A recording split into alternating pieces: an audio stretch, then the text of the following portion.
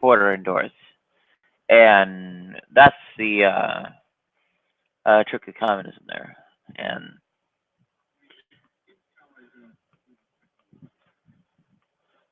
okay, all right. Where's the God? Where's the God we worship?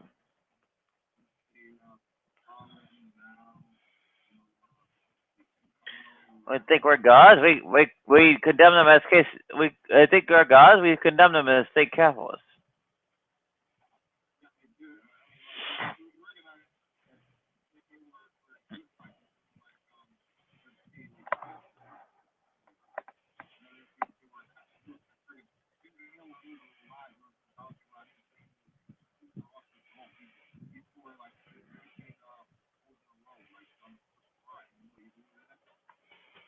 Who gives a shit about how many golf holes anyone scores? Let's just convince of these effectively supernatural claims of some Timbuk dictator.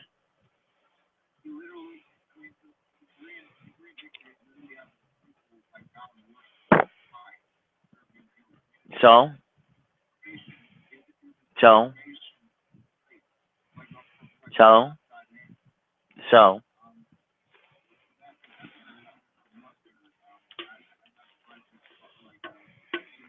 What the hell does that have to do with communism?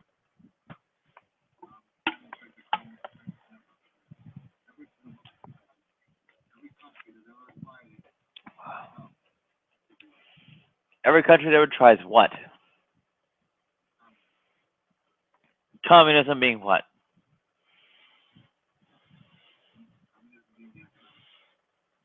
What economic system? Look at the Communist Manifesto. It proposes 10 reforms.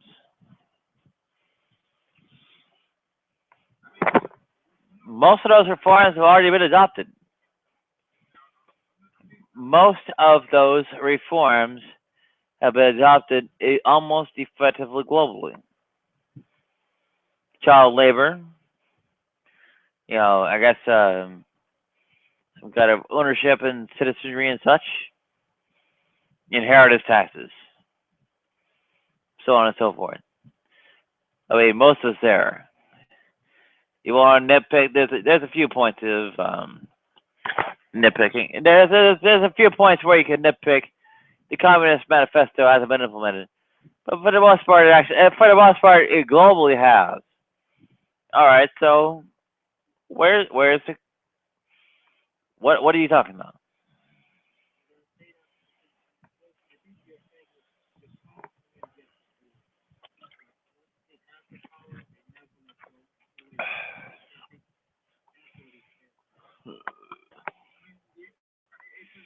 And what does that have to do with communism?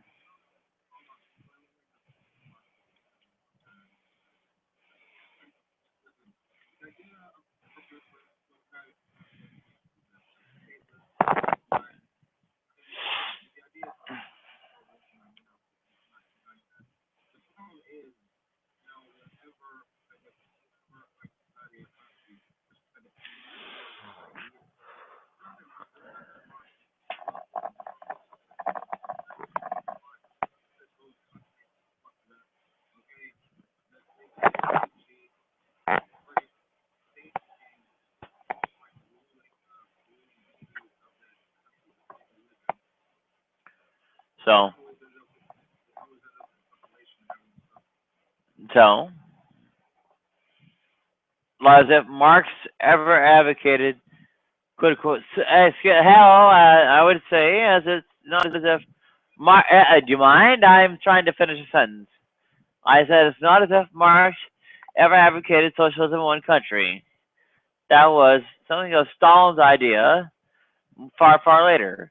So these things have very little to do with communism, Marxian or otherwise.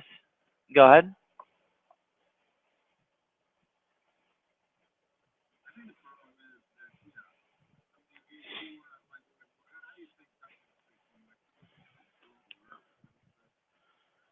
Well, it'd be like the transition from communism to capitalism. It would, flat out be global and pervasive.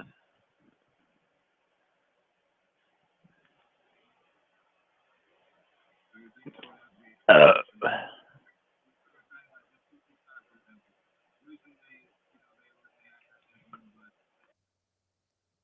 Realistic tendencies, like would you say that that would be necessary for them to become more communistic and like or socialistic in the future?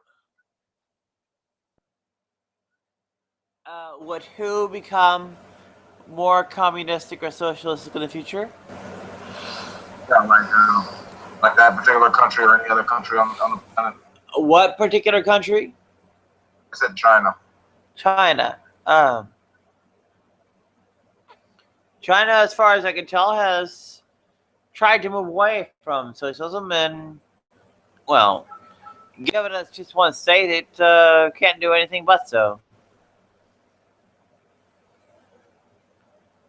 Yeah, any movement towards socialism would have to be on in the global context and equalization of wealth and power within the globe, or across the globe, rather.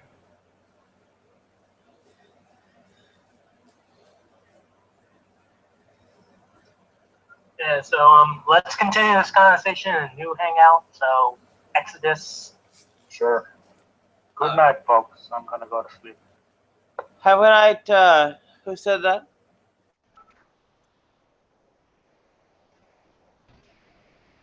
Yeah.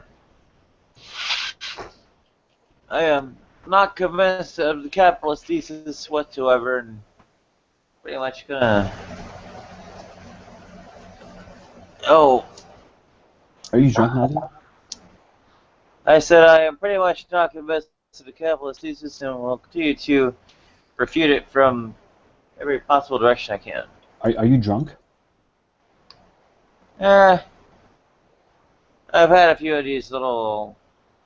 How many ounces are they? 25 ounces. Not a hell of a lot. Meh. I probably am affected, but I don't give a shit.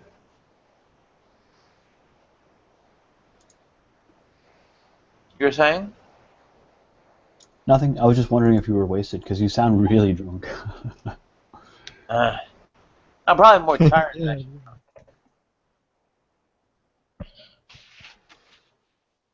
Well, that sometimes works hand in hand. Sometimes what? Sometimes that works well hand in hand, getting drunk and being tired. I will have to get my headset back on because I turned it off so I could feed back one hangout into the other. Bear with me. Okay, so in principle, I will try to maintain a more feminine voice than usual, and who knows what, if anything, will ever come of it. You were saying?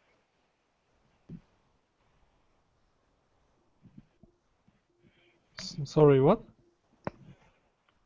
I said, hopefully I can maintain a more feminine voice than usual, despite how intoxicated I am.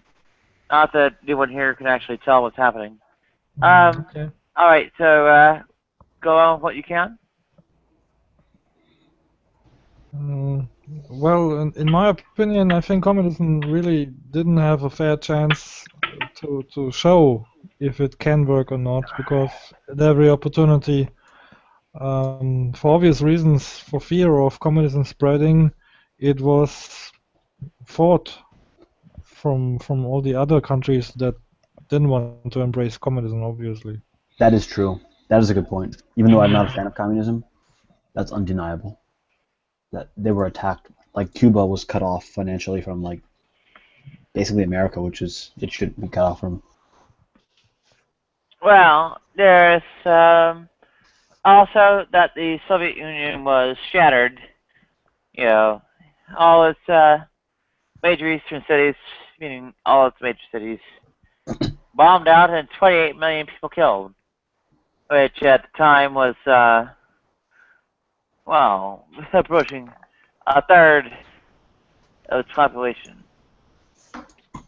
Also including quite a number of uteruses, given that they had full gender equality in their military as well. Yeah, try that one. Russians to this day are going extinct. the entire ethnicity is effectively already gone.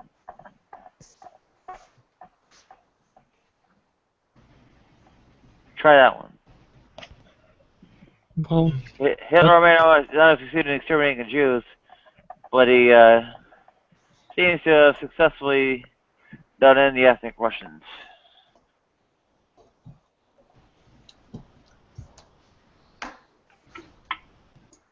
I know what I'm drinking for my birthday. This drink looks Booze? unique, I think. What? Oh, I was just looking up drinks, like this cool drink that looks like a friggin' universe or a galaxy. wow. I have no idea what it is, but if it gets you drunk, drink it. Mm.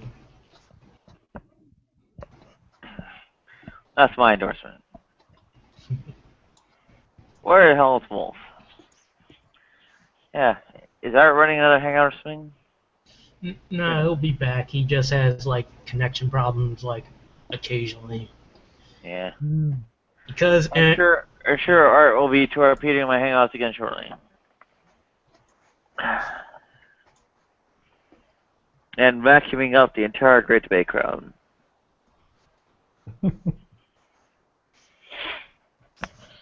I just find funny communism provided us with many good jokes about communism.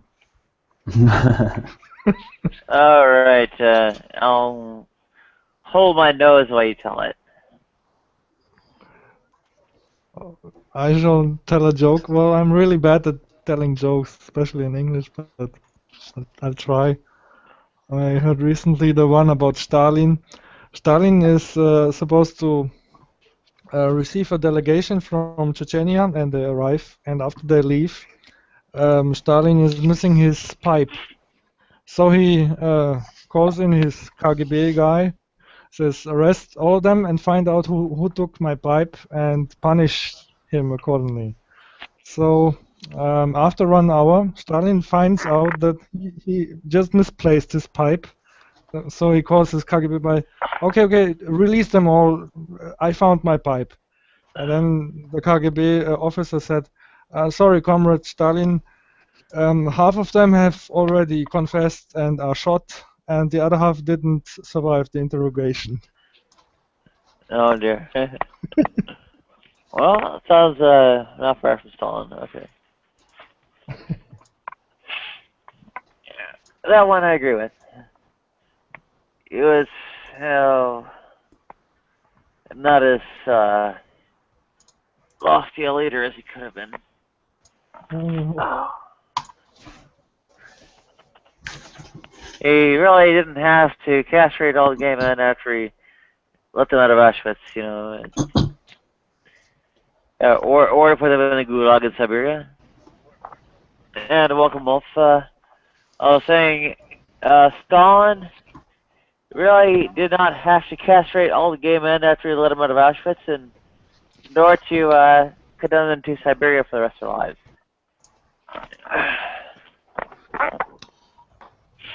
Well, but he was really paranoid. I mean, he sent even people who fought for him, who were captured during the war. He sentenced them because, well, they should have died instead of being captured by the Germans. They were like treated like traitors, although they fought for him. So he was really paranoid, all in all. I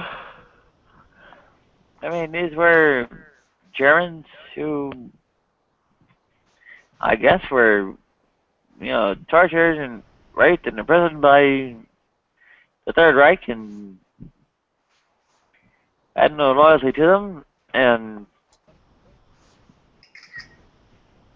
for some reason he thought that he had to castrate them, and, well, never mind that I'm castrated, but I thought it was the greatest thing ever, but, apparently they get castrated and they aren't happy with it, and then they get sent off to Siberia, and until they die. But it's not exactly the best way. These guys are, hey, they're not fascists. They're just gay, and you know, they pretty much would have, you know, been productive citizens for you anyway.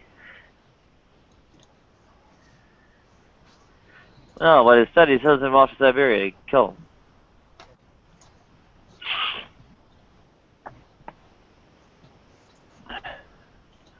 I mean, it's not like they get out. I mean, they just die there.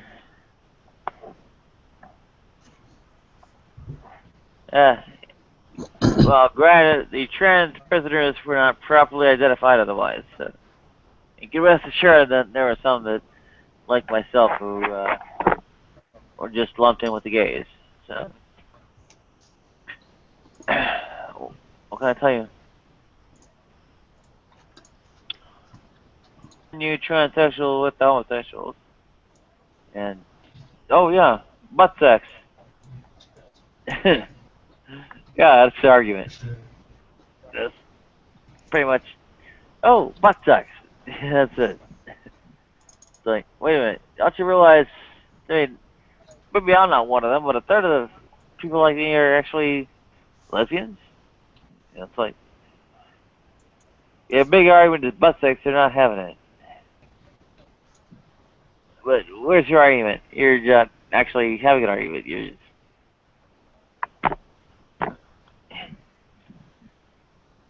What the hell?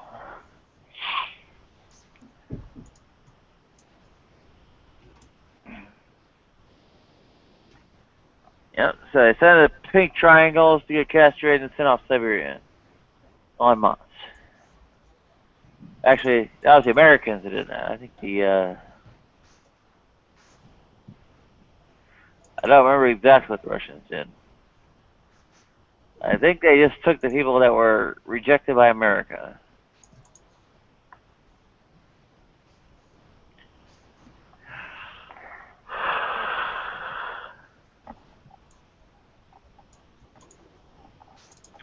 In some vitiated way, you can regard it as some kind of more liberal policy.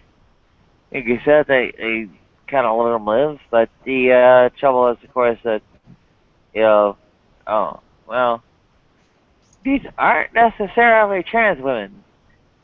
They're mostly gay guys. You're castrating them.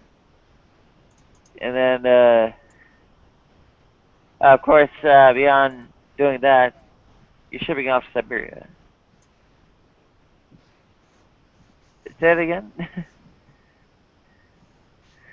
Yeah, they never get out of Siberia.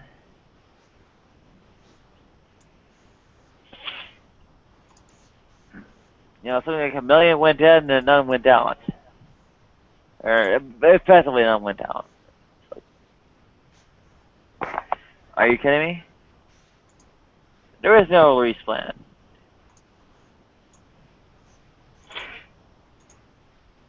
People don't go home after this.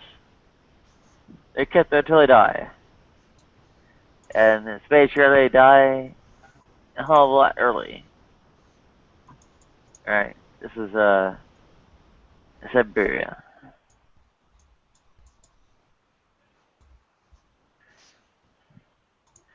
Yeah, it's not you know, Joe Blow, I want to be a kind, fuzzy, you know, equally distributing person. I want to, this is Joseph Stalin. Right. Yeah. Killing off 1 million of his whatever. No, it's not 62 million. It's 1 million. You're saying he only killed 1 million people? Is that what you're saying? I was saying it was less than 1 million people. You know, people estimate that it's like in like 100 million, yes. Yeah, they like that's a high estimate. They say like the moderate estimates are like. Those estimates are bullshit. I mean, I don't know, man. I don't know what to tell you, man. I've heard the low estimates are in the millions of people, and I took. I mean, I've kind of looked into this because when I took this class on Russian politics, and one of our professors was saying like, you know, you should really look into. Here's the assignment for the class: figure out how many people actually died during the communist era, and you know, and I started looking that up, right? And this is like back before like the mass proliferation of the internet, and so I looked at a lot of textbooks and a lot of material. What could I find? And the numbers were all over the map. Some people were like 100 million, some people were like 75 million, some people were 30 million. but it was saying 1 million is an extremely low number. That's actually, I've never heard anything that low. Well, okay, maybe So- it's not common amongst the right-wing revisionists, anti-communists, and so on. But the fact of the matter is, it's you have to start like making something up. I mean, My professor was it's not a like right-wing. half, like a third or half of something in the freaking country was just exterminated by freaking the Third Reich. Yeah, there isn't anybody left to kill. So they, I know about the Central Asian people. They really did butcher the hell out of those people. Now they also brought a lot of good to those people. That's undeniable. But they really did butcher the hell out of them. I cannot believe some of the stories I've heard, especially from. I mean, this isn't Central Asia, but the Caucasus Mountains. They really did some pretty terrible things to those people.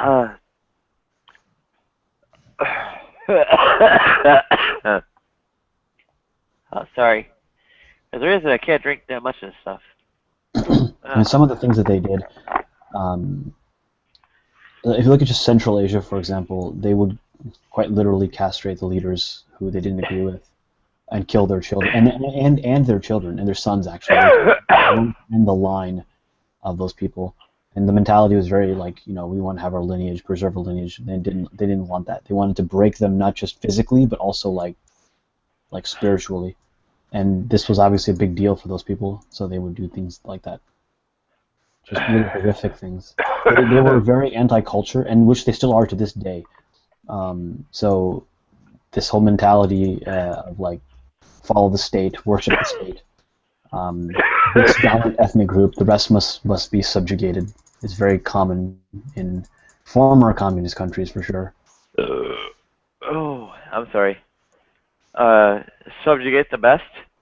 To subjugate racial groups they don't like. So they do a lot of like, for example, the Han. They will spread the Han out amongst non-Han speaking people, non-Han Chinese, to force that ethnic group upon them and force that language and that culture. They do a lot of. They want to kill religion, destroy religion, and so they like kill like priests and stuff like that, religious people. Okay. Christians are probably the main target. Probably number 2 is Muslims. In China, it's probably Buddhists. Okay. A lot of terrible things like that, and they China, I can't imagine much besides the Buddhists being anything but beneath notice. No, that's not true. Western China is not a Buddhist region. Well, yeah, that's Muslim. Yeah, the Uyghurs, Uyghur. Yeah, Uyghurs, yeah. Yeah, and they just do some terrible things. They did. I mean, even historically, at the turn of the century, Yaqub Bek, they literally castrated him and his sons. I mean, they literally did that. And then Imam 1900, I presume? Yes. Yeah. And then Imam Shamil, they, I guess that wasn't, yeah, that was the imperialists, so I guess that kind of gets a slide, but they continued their legacy amongst the Chechen people. They forcefully moved those people, migrated them, I guess the term would be, into Siberia. Millions of them died on the way. They went to war with them twice. I guess the second time was Putin, but the communists were... They castrated me. I didn't mind so bad. Well, I mean... Oh, sorry. No, well, that's something unrelated. Yeah, I'm bullshitting, yeah. Yeah, I mean, I don't understand how people don't just overlook these problems. Yeah. It just seems so like we're kind of they did population transfers and such, and yeah. The total body count was nowhere near like even 1 million. All right. Yeah, numbers of like that are super high and such come from falsely attributing natural disasters like various famines, as well as the outright German casualties, as I don't know, something that the communists burst through kind of responsibility for. And really quickly, go ahead. I'll say they also tortured and killed many Christians. Many Christians died, and especially the priest class. They wiped them out. But what I would say is that these famines that definitely did happen, but those happened because of government policies that destroyed things like the RLC or just major environmental disaster that they levied amongst the people. The institutions that have been there for hundreds of thousands of years, they just destroyed under like government reform. Or we're gonna. So a lot of people actually did prosper, but they also killed a lot more people from destroying agriculture, destroying historical agriculture, business, things like that. Yeah, there was a really bad reform in the 50s, I think, where where the in general the population in the country was hit by a famine, Mm-hmm. You're and probably due speaking of to Chinese. a bad policy of emphasizing industry and taking away the field workers basically from the from the work. Mm-hmm. That like increased the sharpness, the buckle of the situation. But Farhan, without having made intensive research about the number, what would you say is a realistic number of casualties That I don't of know. I couldn't. communists? I would not be able to give a number on that. Under a million. Hmm. That's pretty easy. I mean, basically, it relates largely to affairs like Gulag. The famine affairs are not defensively treatable, and neither are the casualties inflicted by the Third Reich during World War II. So, yeah, it's pretty easy. So do you know? I think I mentioned, but do you know why they had famines? Yeah. Like, I mean, how is it possible that like this society that's been sustaining this population for like hundreds of years, thousands of years, suddenly just has like massive famines, like coincidentally correlated when like the country becomes communist, and all these people start dying only when the communists come. These famines only hit when the communists come. Yeah, I mean, does that insurrection. sound? Because the Yeah, communists made the insurrection. wrong decision. The Kulak insurrections disrupted agriculture. They actually destroyed their crops in lieu of the actual, I guess, people and such taking ownership of them. And, well, they're waging crops to feed the country. When you say the people, do you mean the government or do you mean the people? The people. I mean, the government doesn't eat that much. So that's one of the terminology issues I have, by the way, because a lot of people will say the people when they actually mean the government. By the way, I'm not at all denying, like, especially in America, like with these radical, hardcore, like, what are they called? People who are corporatists do, and especially some of the evils of capitalism. I'm not denying that either. But it just seems very overt to me that communism did a really, I mean, why haven't we learned that in the 20th century? I can accept like certain social policies that they came up with, like some socialism aspects. I kind of agree with that. I'm not a like hardcore libertarian, but it just seems. What does the USSR have to do with real communism? Okay, but I mean, I said earlier, like, where is this real communism? And if it hasn't occurred yet, then why do you support communism? It hasn't occurred yet, and the support derives from that. As things stand now, they're bad. And there is at least a potential to have a successor global economic system that's, well, less cruel, less vicious, less genocidal, less racist, less sexist, less religious fundamentalist, Do you less think homophobic, less transphobic, and so on. Do you think it can be done on a small scale to any capacity? No. Why is that? Well, any small scale would just be destroyed. Okay, well, let's say hypothetically there was no external force attacking it. Well, you're talking about a planet unto itself. I mean, you know, kind of the main reason why people say communism has worked, and this is, this agreement logic I would agree with, which is that communism has been attacked by by the West, and the West was able to defeat it, right? I will grant you that, Yeah. right? Okay, so but let's suppose there was no attack from the outside world. What would that look like?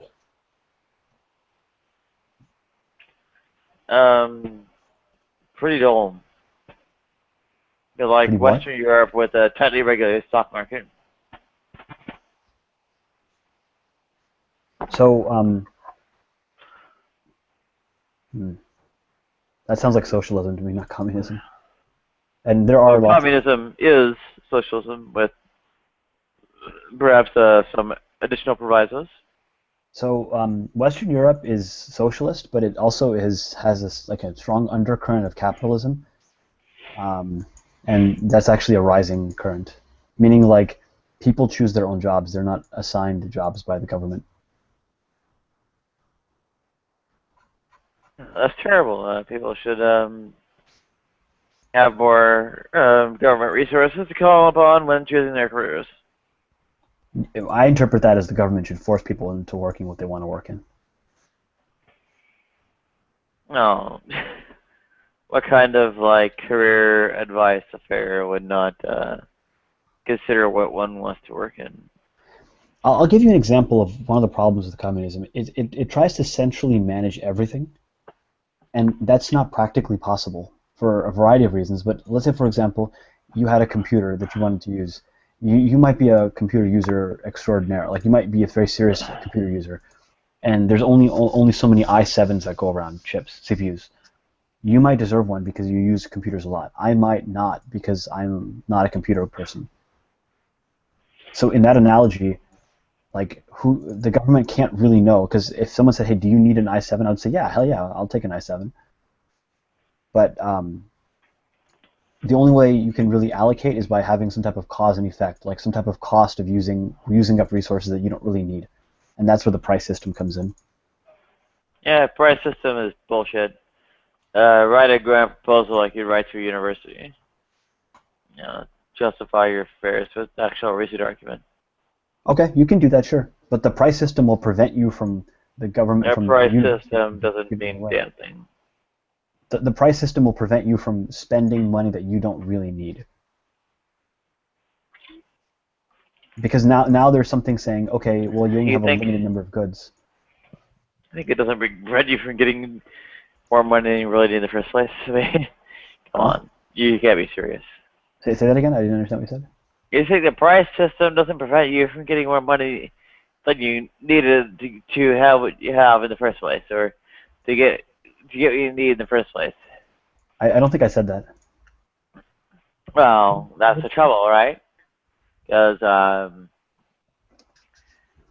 price system somehow exercising all the quote-unquote proper control. Well, it doesn't, and you have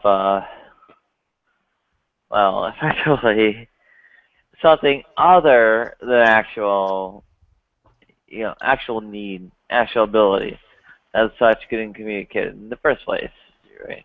Wait, that isn't. I don't understand what you just said. I didn't understand what you just said. What I'm saying is, and let me repeat what I said. Maybe I don't know if I made any sense to you. Maybe I misspoke or something. What I'm saying is, if there's a limited number of goods in this and potential everything in this world, and how do you determine who gets what? Because somebody might need more on like diapers, for example, and somebody might need more pencils, right? I'm just making up stuff. How do you determine who gets how many diapers and who gets how many pencils? If you were to say, hey, do you need like a whole bunch of diapers? I would say, yeah, I need 1 billion. I need as many as you can give me. Why would I turn them down except for the fact that maybe I have limited storage? and the way you determine that is by saying, okay, well, if you want it, you got to pay for it, and people will not pay for stuff they don't need.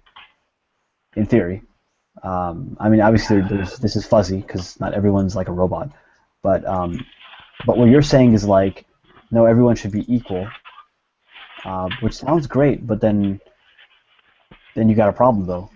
which is that like, why would you not turn down stuff that you don't actually need? Well, that's not what I said.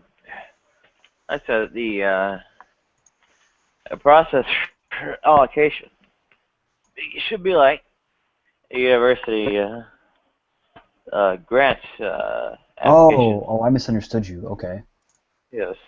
Which is to say, you write a proposal for everything that you need. Well, maybe some things would be just approved by default and such, but the major kinds of allocations and such are, going to be dealt that way. Okay. Well, that itself has a cost. A cost? Yeah, that itself has a What do you cost. So mean? now you've increased another cost of the entire market, which is to say that every like major object that people need beyond like the basics, and so you have created. I mean, you in a sense you could argue, well, you've created a job. I could also say you've created a cost to society, and then there's going to be inefficiencies there. There's going to be like delays. Lots What of does stuff. inefficiency mean? Pardon? What does inefficiency mean? What does inefficiency mean? Meaning, for example, if I wanted something, I could just go to a store and buy it, and then just walk over and get it. Whereas, like, I have to wait 6 months before my grant gets approved. There's time. There's going to be bureaucracy there. There's going to be waiting lists. Yeah, and then honestly, I could put in like 1 billion proposal grants, and I mean, even right now, the government's inefficient in America. Do you think? But Oren, you have these You're shitting me. inefficiencies Fucking in hell. your system as well. Okay. The time that Hello? the item that you the time that the item that you want to buy Mhm. is sitting there in the shelf in the shop is Uh-huh. inefficient. That's true. Is- That's true, but that's an is- unavoidable inefficiency. I mean, there's going to Yeah, be well, technically some inefficiency. Certainly at some level you always have inefficiency. Okay, I'll give you that, but won't the government? Unavoidable. Go ahead. Sorry. You're right. It's unavoidable it's in some way or the other. But what I'm saying is, I mean, won't you we have have- a? Sorry. Go Sorry, ahead, go ahead. you first. No, you first. What I wanted to say, we have relatively very well efficient systems like Amazon. I mean, they have items stored in a way, and they have complicated and sophisticated methods, and are refining it every day Mhm. to reduce these costs, to reduce the inefficiencies. But they That's can a never private sector, though. they can never eliminate them completely. True, exactly. But they try very hard, and that's why they're cheap. So that reduces the price. But if you look at, for example, the government, and at least in America, my father used to he's worked for several billion government agencies, and he told me once that the most inefficient agency he had ever seen was, he was telling me that the ATF, alcohol, tobacco, and firearms. And I said, well, why is that? He said, because there's literally shelves of computers sitting there doing nothing, and they were able to write a grant and get it for, I mean, the equivalent of that, and the government gave them some money. It just computers, and people literally just take them home because they have no inventory tracking system, or they had, I'm sure they do now. People just take them, sell them, go home and sell them, and like that could never happen with Amazon. Amazon would be like, what is this? Why are we losing thousands of dollars in Sector 5 or whatever? And that's just a huge problem. I mean, and stuff ends up costing more money. And I'm not even against like certain things I think should be like socialist. I think healthcare is one of them. But I'll take inefficiency over any day over the problems that we'll have with people dying in the streets and treatable diseases. But I mean, overall, as a general system, it just seems not a good idea. Tell me I'm wrong. I mean, if you want to disagree with me, that's okay. No, I don't disagree. I'm just saying I look at it from both sides. You need some government that provides infrastructure, and this usually is not like the top most efficient way to organize things. I mean, if I just want to drive by railroad between Munich and Hamburg, then there will be a private organization that will have the trains and provide the infrastructure and keep it in order. But maybe I wanna go to I don't know, Stuttgart as well. Mhm. I mean, these are all major cities, but maybe that isn't so lucrative and they wouldn't even make the infrastructure. So Yeah, that's the true. whole system, and you know, if it is all provided by the government, then it somehow intrinsically cannot be as efficient as a private organization. So you're saying you're kind of taking a balanced approach. You're saying some things need to be handled by the Yeah. government, like roads, for example. Yes. I think Yes. science also needs to be heavily funded by the government. Yes. Absolutely. Actually, the mission to Pluto was actually extremely cheap, and I mean, I don't know what scientific discoveries came out of it, but I know that generally speaking, when we embark on major projects like that, on the way to solving the end goal, we discover a lot of technology, and I support that 100%. I'm not like a strict hardcore libertarian. I'm not anti-government. I just don't like communism. I think communism it just goes too far, I think. Communism isn't even far enough. We need to, blow past communism, go even further. What is further than that? I actually think I'm not that sure what's beyond communism, but it's not extreme enough. We definitely need to expand limits here. I actually think that Marx, if he had a say like, let's do it like I'm now the emperor of the whole world and let's make the whole world communistic, he would have been that would have looked even more radical, in my opinion. Then Are you German, by the way? Marx wasn't radical enough. yes, Let me ask, which part of Germany is the wealthy part, and which is the poor part, the east or the west? East is the poor part. well, if it's east or west, then the west. Is the poor or wealthy? The west is the wealthy. And the West. west was the free part, and I shouldn't say free. That's like a biased thing for me to say, but the west was the um, I almost want to say America and Friends part, and then the east was like the Russia and Friends or Soviet Union. Yeah, the east was the Soviet Union part, and the west part was the France, British, and American sector part. Yes. Yeah, I am totally with Deutsche Amerikanische Freundschaft. There, Yeah. Fuck off. der Mussolini. Yeah, there we go. By the way, I support. Just so you know, I support like socialized healthcare. I just don't like the way Obama did it, but I think it's great. I think we can't have people dying from treatable diseases. I don't care how goddamn inefficient it is. I would 100% support that. And I don't just say that from taxes. I think even like I'll give money to that cause like on my own. Do you even know what efficiency means in economics? I do, yeah. You do. That was my undergrad, so yeah. Okay. Yeah. So, well, at least mine aren't in it. So, what is the name of the economist associated with this idea of efficiency? I couldn't tell you that. Well, I mean, it's brought up every other time it's mentioned in the actual textbooks. I don't know. I'm being kind of arrogant right now, by the way. I need to calm down. Okay. I will type it in the text chat for you. Can you say it? I'm actually my screen is minimized. Pareto. Oh, Pareto inefficiencies. Yes. Pareto. Oh my gosh, how could I forget that? Pareto Well, efficiencies. yeah. Yes, I'm familiar with that. Oh, Pareto efficiency. Yeah, that's right. You remember what it means, right? It's the idea that like trade, any type of trade will eventually lead to like the most efficient distribution of wealth in the long run. No, that's not what Pareto efficiency means.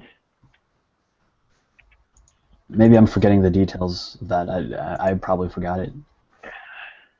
Well, clearly I forgot. Yeah, Pareto efficiency means that there is no redistribution. At the end, yeah. Ultimately, you're going to reach a point where you're not going to redistribute because you've reached the maximum efficiency of like who values. Well, actually, it's always starts at some point, relative to which no one who has so much entrenched wealth can ever lose any. Right? I mean, it takes the starting point, gauge that, and then demand that no one ever lose any wealth relative to the starting point. Yeah, I think that's right. I would phrase it a little differently. I think it says like you start off the whole world, however wealth is distributed among society. If you allow free trade to occur, then the optimal, like the valuation of those goods and services in society will reach its maximum value. So like for example, if you have like a can of Coke and I have a hot dog, and you value a can of Coke more than I value the hot dog, and vice versa, we're going to naturally do a trade. We're going to do a trade, and then you will get what you value more, and I will get what I value more. And so even though all we did was trade two objects, you got what I wanted and I got what you wanted, there was an efficiency. Like we both feel like we won, even though there was no creation of goods, there was a creation of value. So that's the idea of a Pareto efficiency.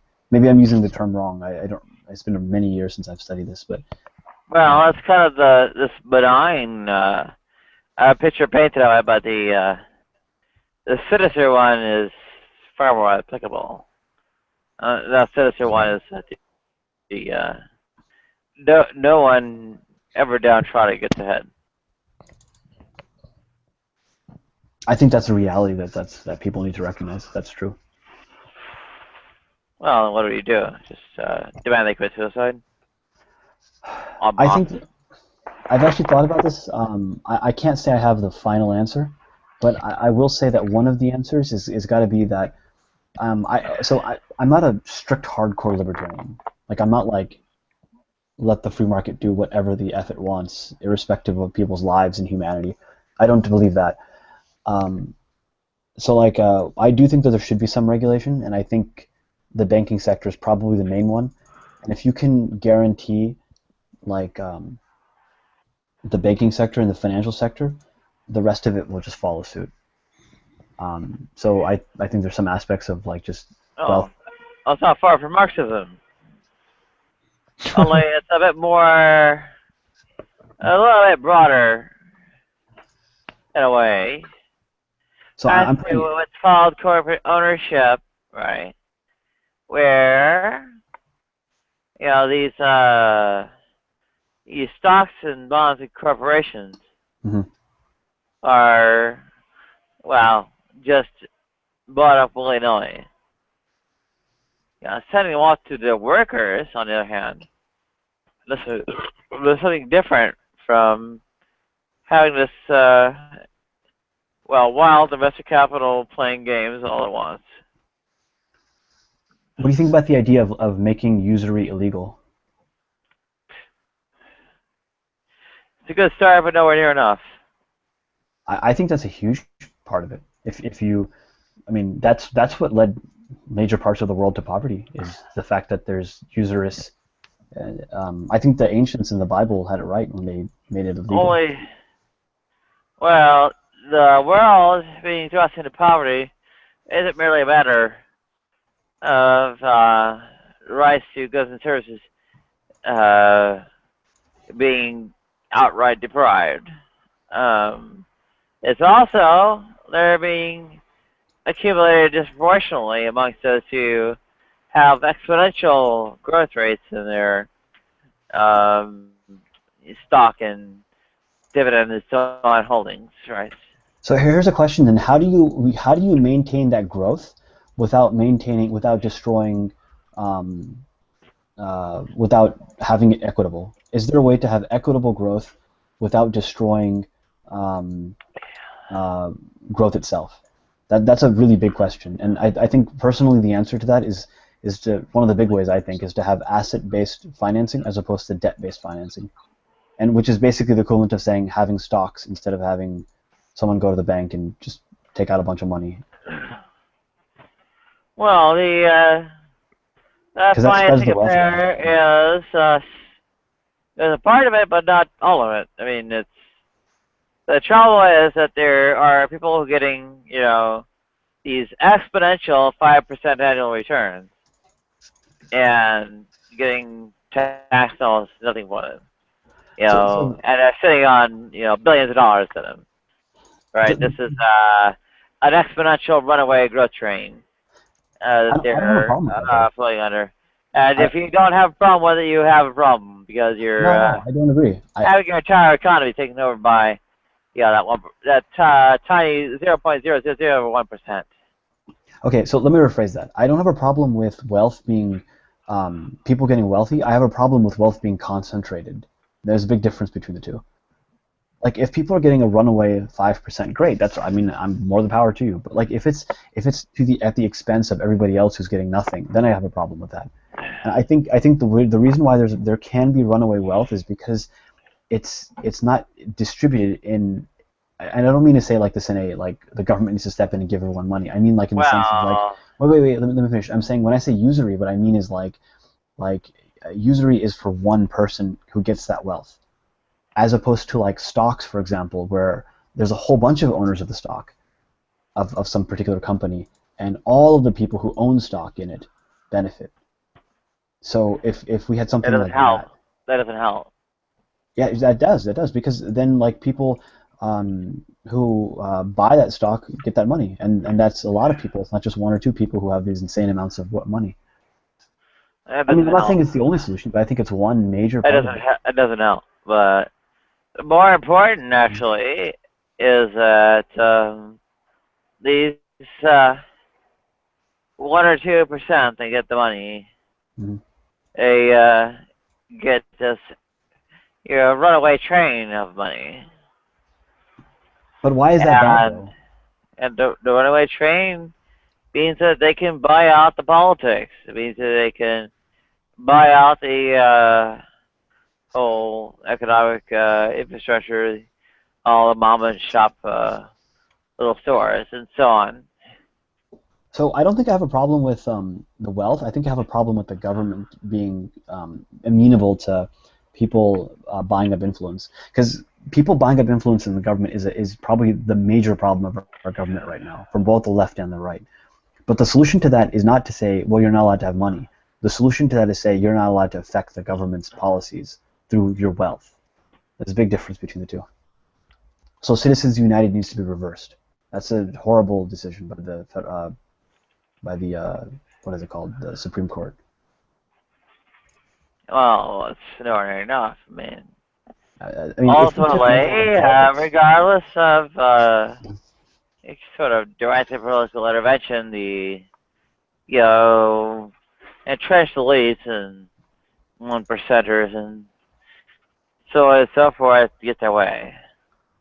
I think if you took money out of politics, that would be like one way or another. I forgot who it was that said this. It was Cenk Uygur from the Young Turks. He said, if you take money out of politics, that is like unplugging us from the matrix. And this is a bipartisan issue. Both Republicans and Democrats both agree with this. They just argue over stupid stuff on the way. But just get the government out of politics, money out of politics, and we can end a lot of these problems overnight. Because right now they have a blank check to influence whoever politicians they want to. Yeah. So I'm not convinced the blank check goes away. Any kind of policies you're advocating. If some rich guy wants to make a whole lot of money because he has a great product and he's just dominating the market, I'm like, great, that's good for me because I'm a consumer of that product. But what I have an issue with is if he says, okay, I'm going to go to the government and I'm going to influence the government to only buy X from me, whatever that X thing is, only buy, I don't know, widgets or computer software from me, then I have a problem with that. That's different. That's completely different though. It's two different issues. It's not.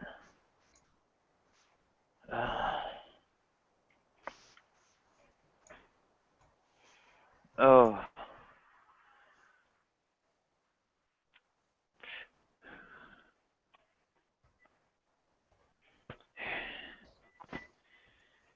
Whew, I need to lay down. You okay? Yeah, just getting tired.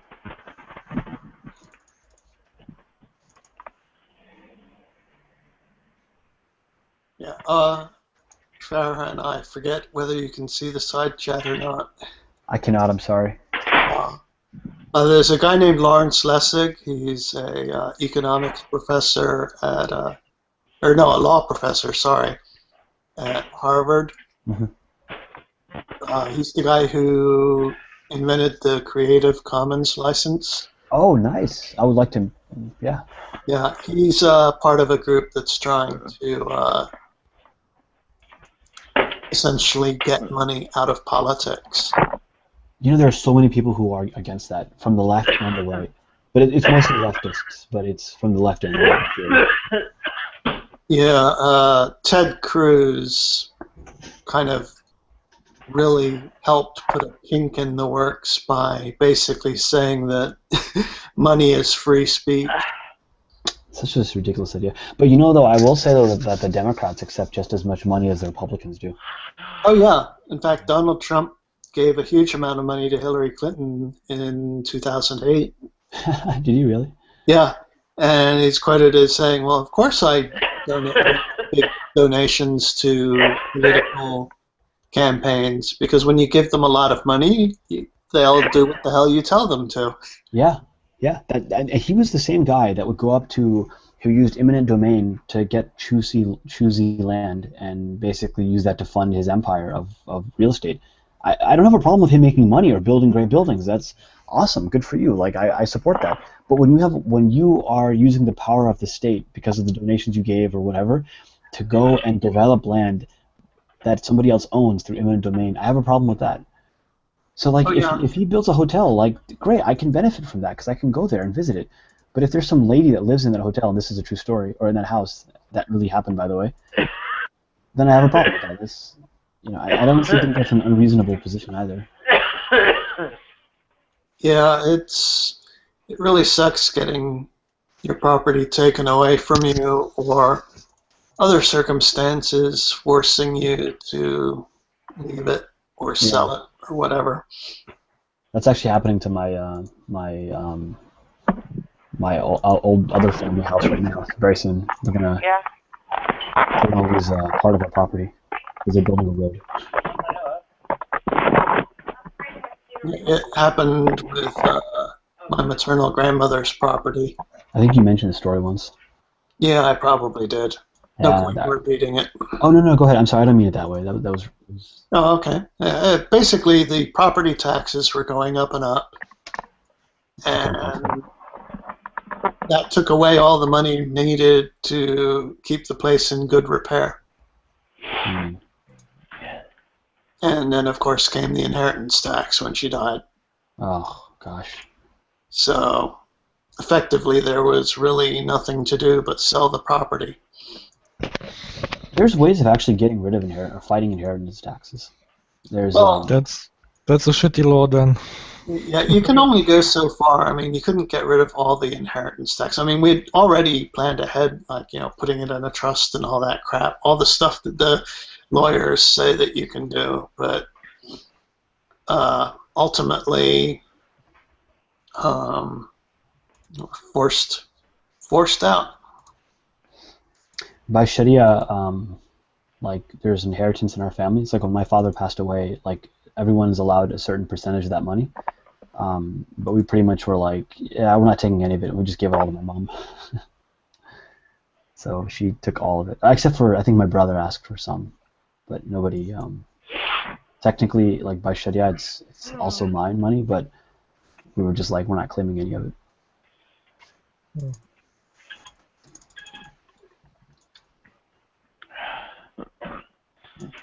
That's actually, there's underlining that business with the taxes is, the property taxes underlines another inequity in the system, and that is rich areas tend to have higher property taxes, and the property taxes are what fund the school systems. Ah, yes. That is a very bad injustice. So you can afford to live in a rich area. That means your children go to a good school and have a better chance at getting into a good university or whatever and getting good jobs. So it is a feedback system where you can potentially create dynasties. And you look at people like Obama, for example.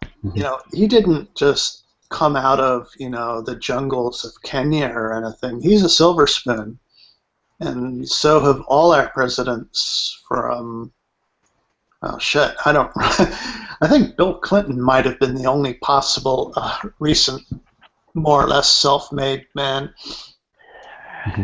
although he got a lot of money from his wife. But I think these equalities are not really very important. Well, they're actually self-reinforcing. Yes, but to such a minor degree that they are really insignificant.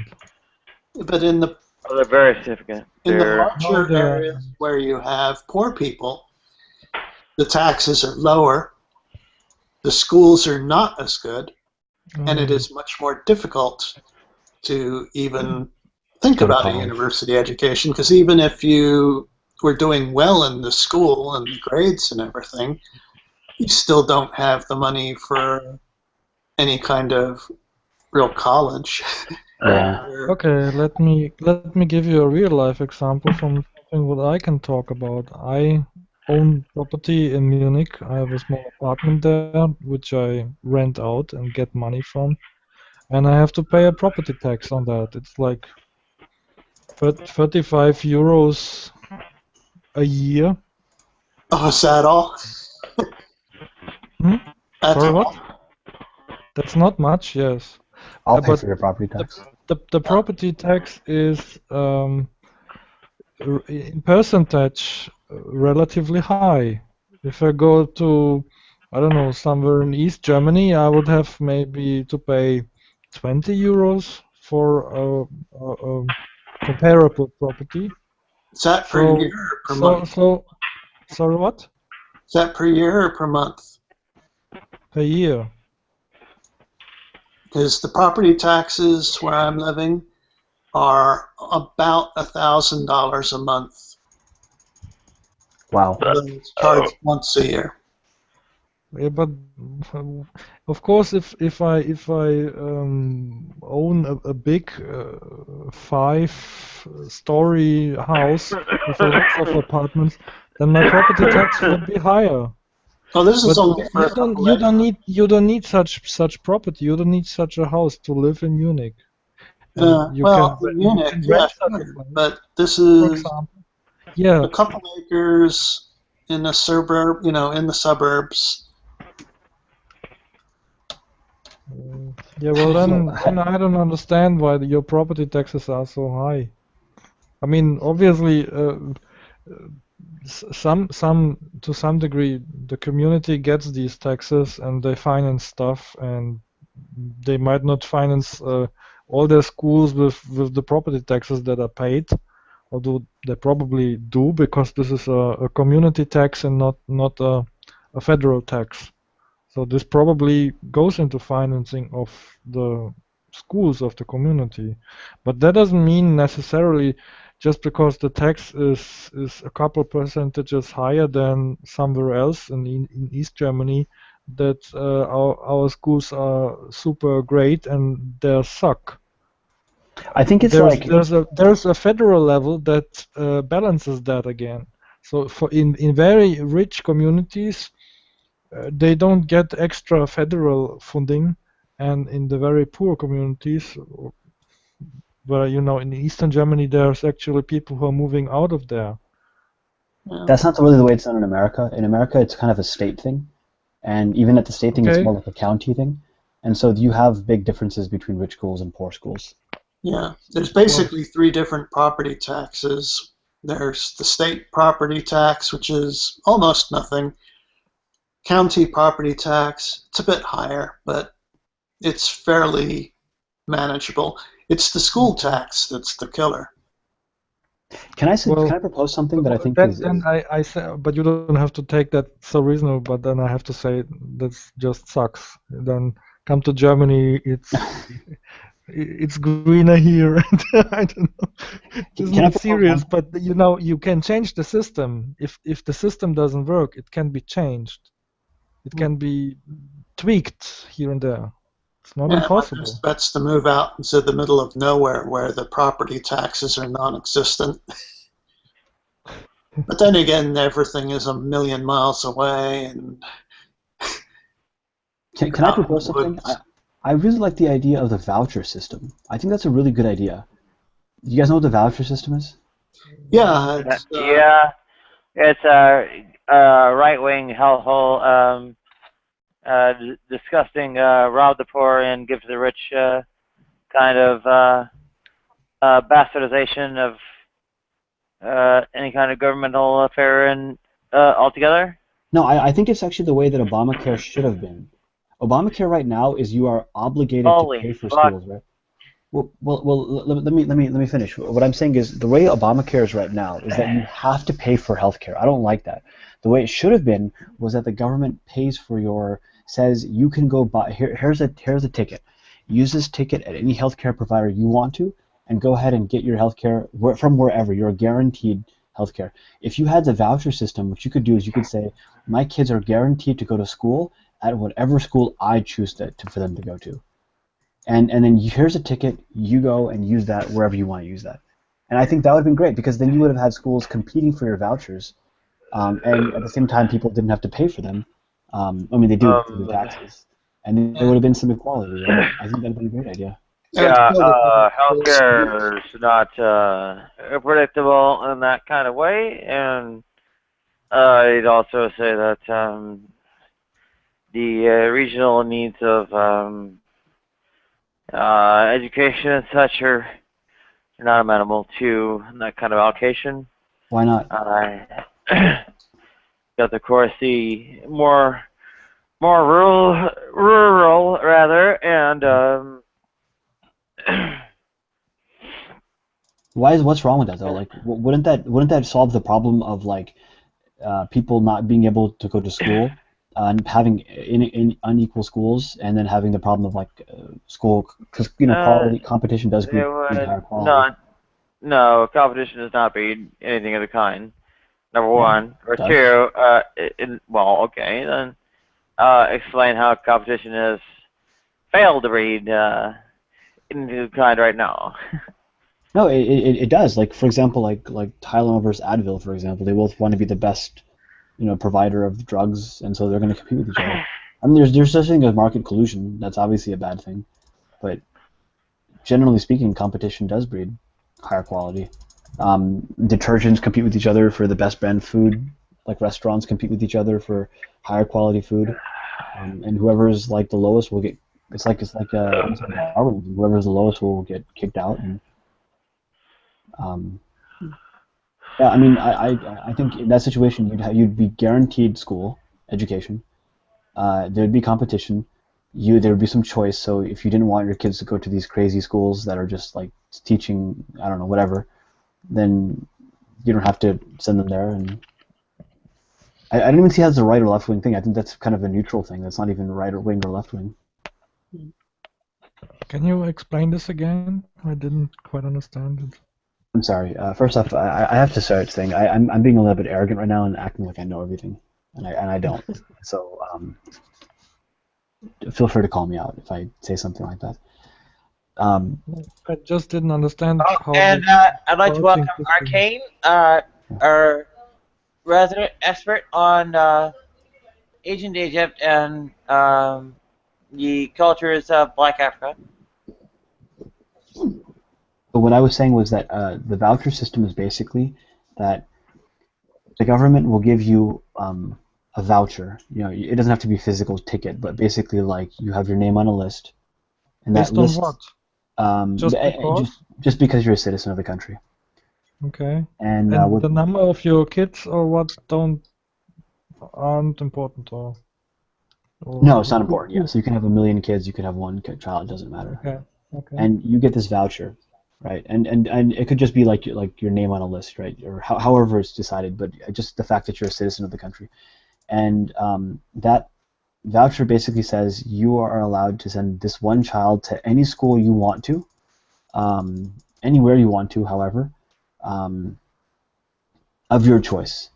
And when you give that voucher to a school, that school takes it to the government and says, okay, I have this one child. This child costs, I don't know, $15,000 a year.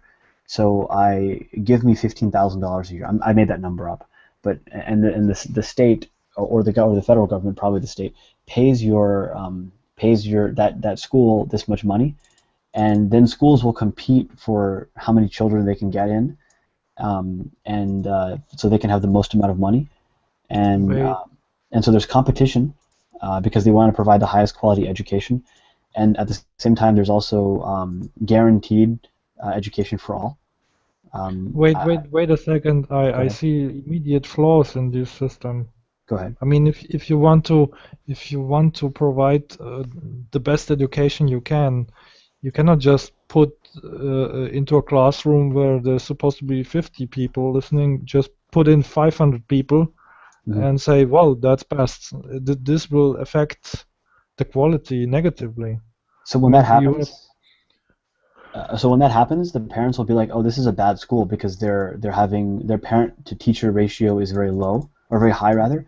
So therefore, they'll say, "Okay, I'm not sending my child to this school," and they'll send to a Okay, different school.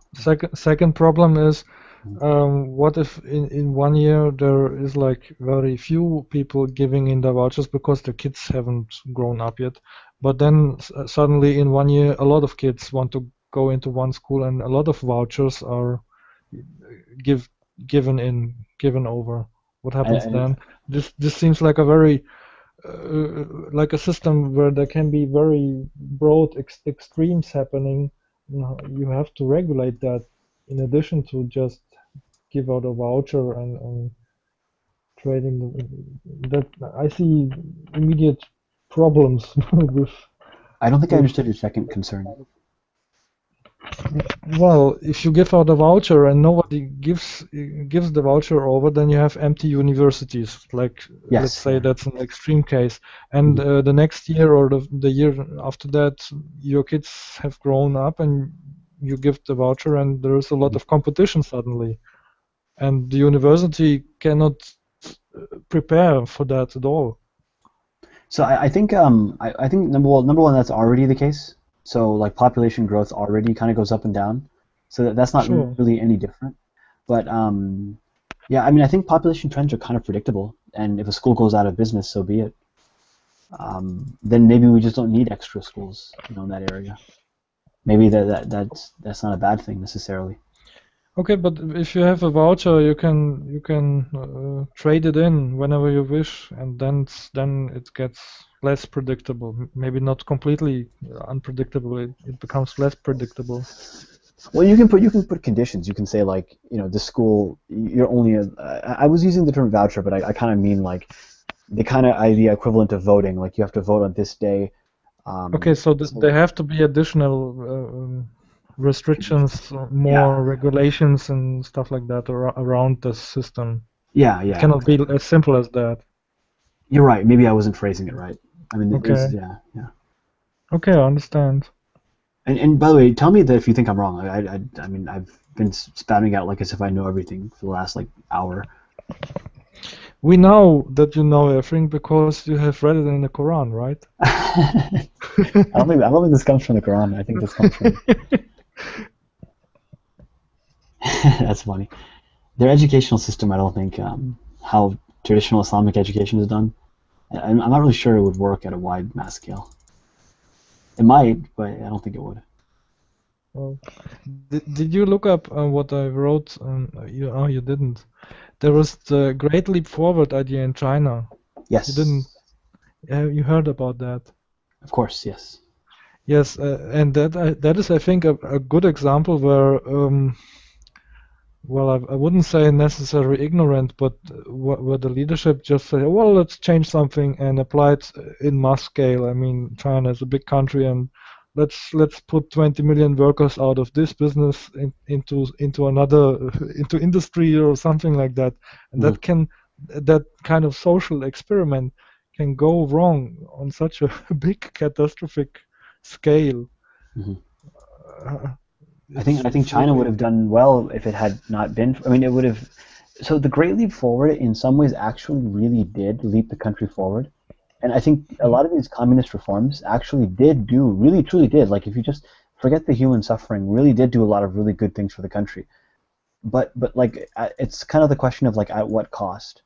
Like for example, if you put people in, Russia is a country of a huge population. If you put people in gulags and force them to work till the death, day in and day out for many years, they will produce stuff. They will build a factory or whatever, but so there will be output, but there'll also be a lot of crazy input from the death of those people. And I think the Great Leap Forward was the same kind of thing.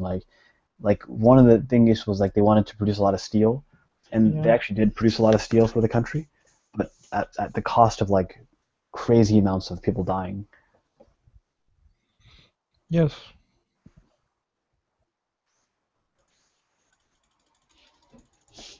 I don't know. Any extreme idea, whether it's extreme libertarianism or extreme communism, I think is ultimately a problem. Probably not a good idea. Yeah. To balance it out. Yeah, I agree.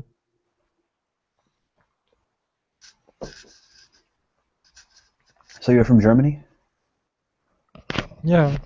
How do you feel about Greece? Is it okay if I ask you that question, or is that a sensitive topic? No, it's not really sensitive. I mean, I am from Germany, but from heritage I'm Croatian, and Really?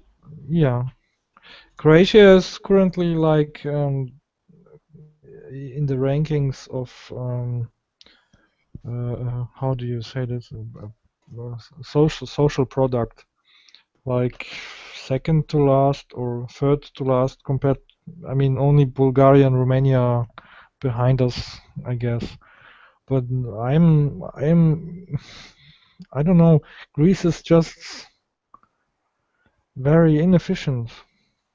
I wouldn't want to live there, and it's their own fault to a degree. They Can I were show like you? always very naive, like, oh, this party promises us this, and let's vote them, and then they come to power, and then none of the promises are like fulfilled, and then comes the next election, then it's the other party that they will, and they make even bigger promises, and it was just, it's a big sinkhole. I don't know. Can I show you two books that I'm currently reading, or one of them first that I'm reading? Let me just Sure. quickly get it, just a second.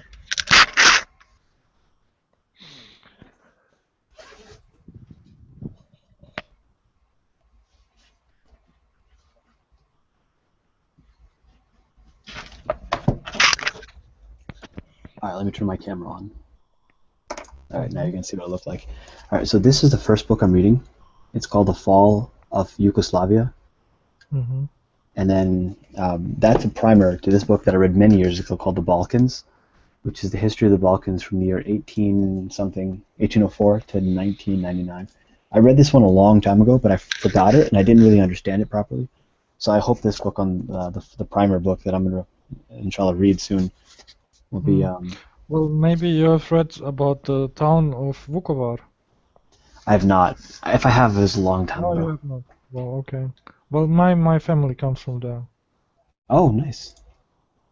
Well, it's yeah, it's nice.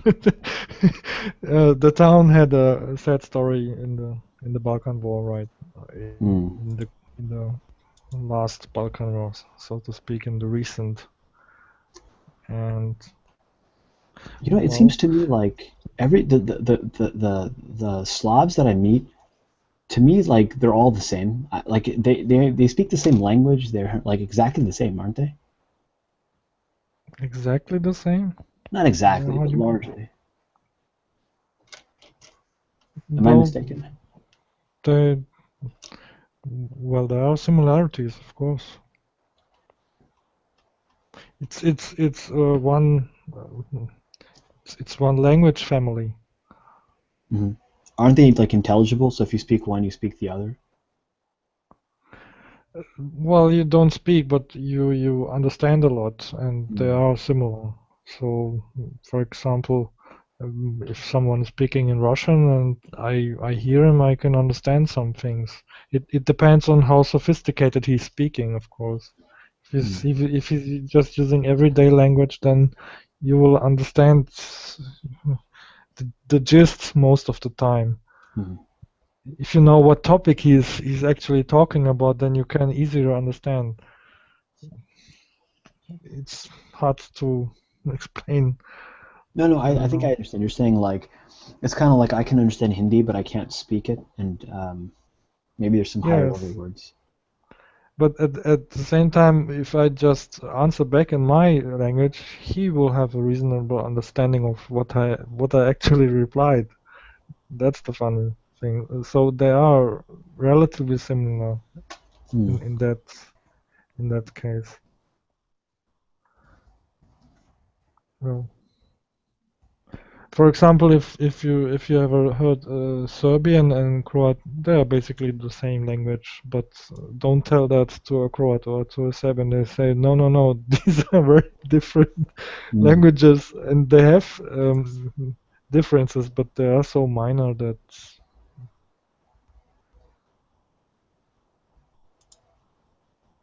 if you learn one, then you know the other. Is your country at peace right now? Yes. Good.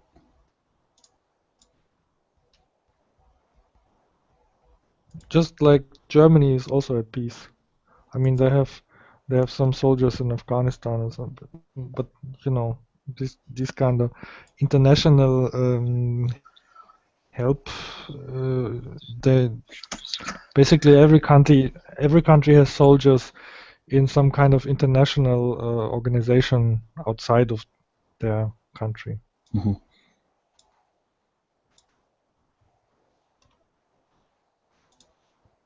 Small, big. My Turkish coworker, he kind of jokingly makes fun of Greece a lot. Oh yes, I can understand that. Did somebody? Well, interesting. Did somebody? Interesting. I just want to say hello to. Go ahead. I just want to say hello to everybody. Philip, Hi. just the guy. It's perfect that you came in at this time. How are you doing? Not bad. I figured it all out. Now I know what's going on. I finally figured it out. You know, Looks kind of dark over there. yeah. Here's some light. Ah. All right, I figured it all out though. Christians are happy in their misery. Atheists are just miserable. Jews are angry and mad as hell at everything. And let's see. And Hindus, well, they're just happy. You know. Yeah, and they have all reasons to be.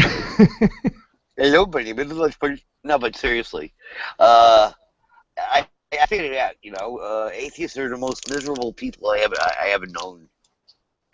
They're not happy at Atheists. all. Yeah, they're not I happy at don't. all. You know, they're angry. Well, how do you measure that? Well, they're angry about their lot in life, and they blame the creator, so they push him away. That's all. No, that doesn't make sense. That sounds really how do you They say, reject God. schizophrenic. Basically, it's a rejection of every God. That's what it is. But if they Because reject God, then how could they blame it on him? That doesn't make they sense. do. They do.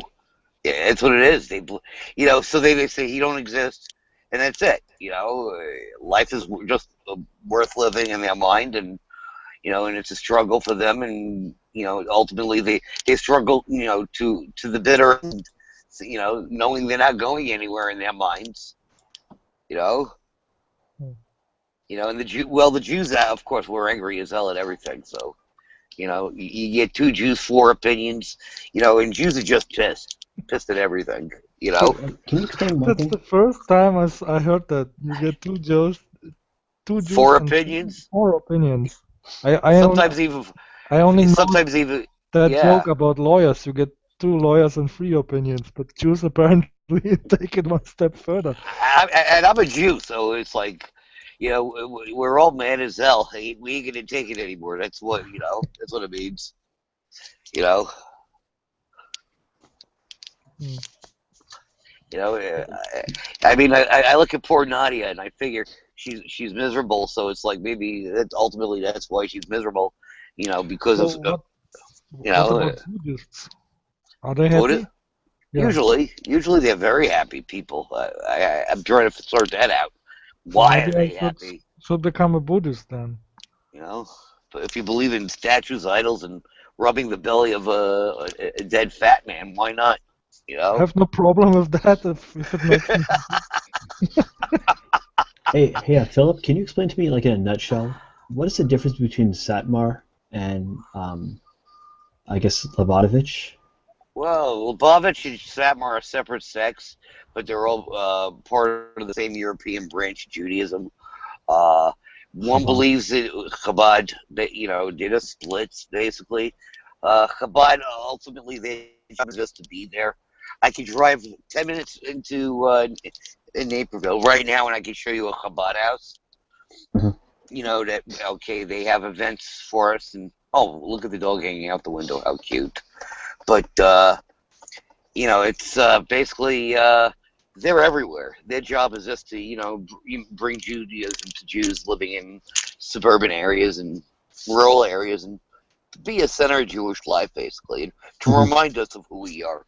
That's what they do, and it's their mitzvahs to make sure I do my mitzvot, to put on tefillin, which is phylacteries, to pray, to light the candles, and stuff like that.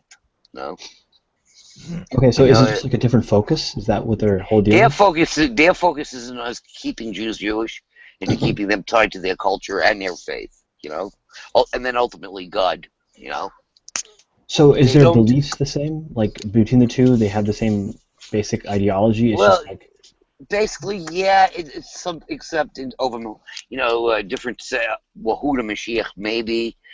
The problem with Judaism is it's that like Christianity, there are different views of it, and interpretations. Ultimately, the Torah is the Torah, and I'm starting to subscribe to the Breslov movement, which is closer to Chabad, actually. You know, okay, I'm not familiar with that.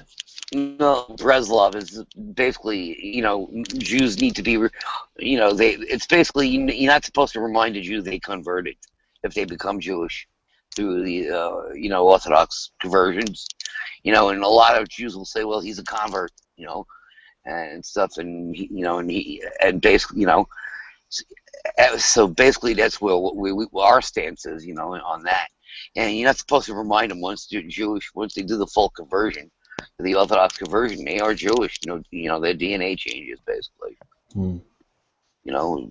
it's in their heart, their soul, their mind, I mean, there's a certain rabbi, I can get his name for you. He just became a rabbi, actually. His name is Reuven David Bryant. He was an evangelical pastor in Houston for many, many years.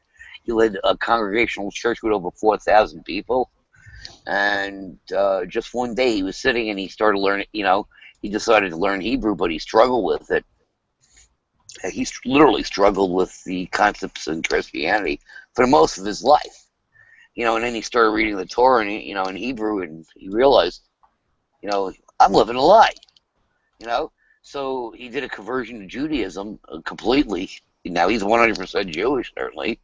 And on top of that, he leads Noahides. He has a growing Noahide movement in Houston now, and over hundreds of people go to the Noahide Center.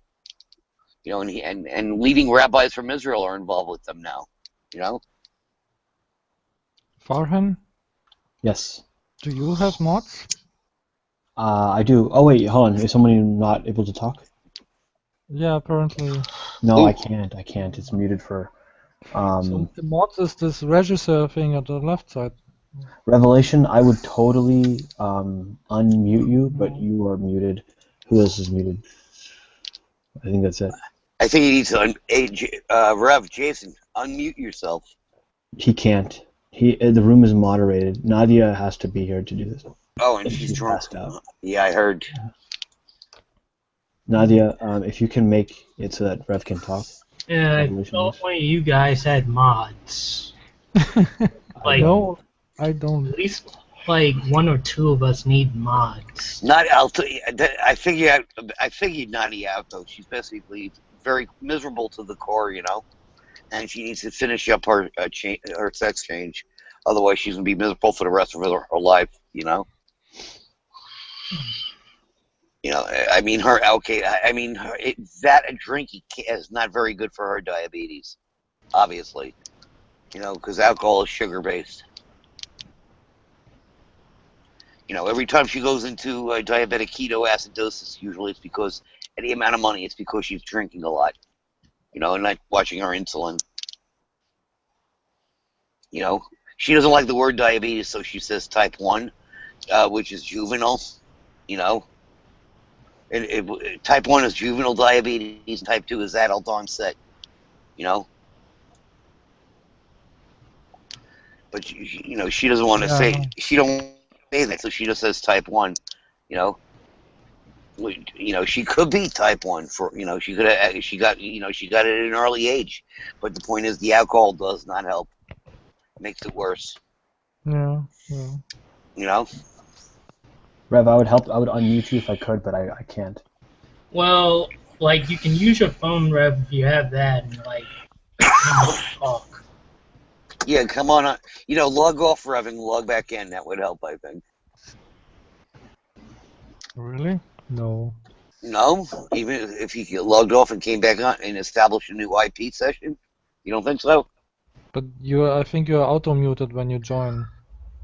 Yeah, but I wasn't auto muted. I came in and I said hello to everybody. That's true.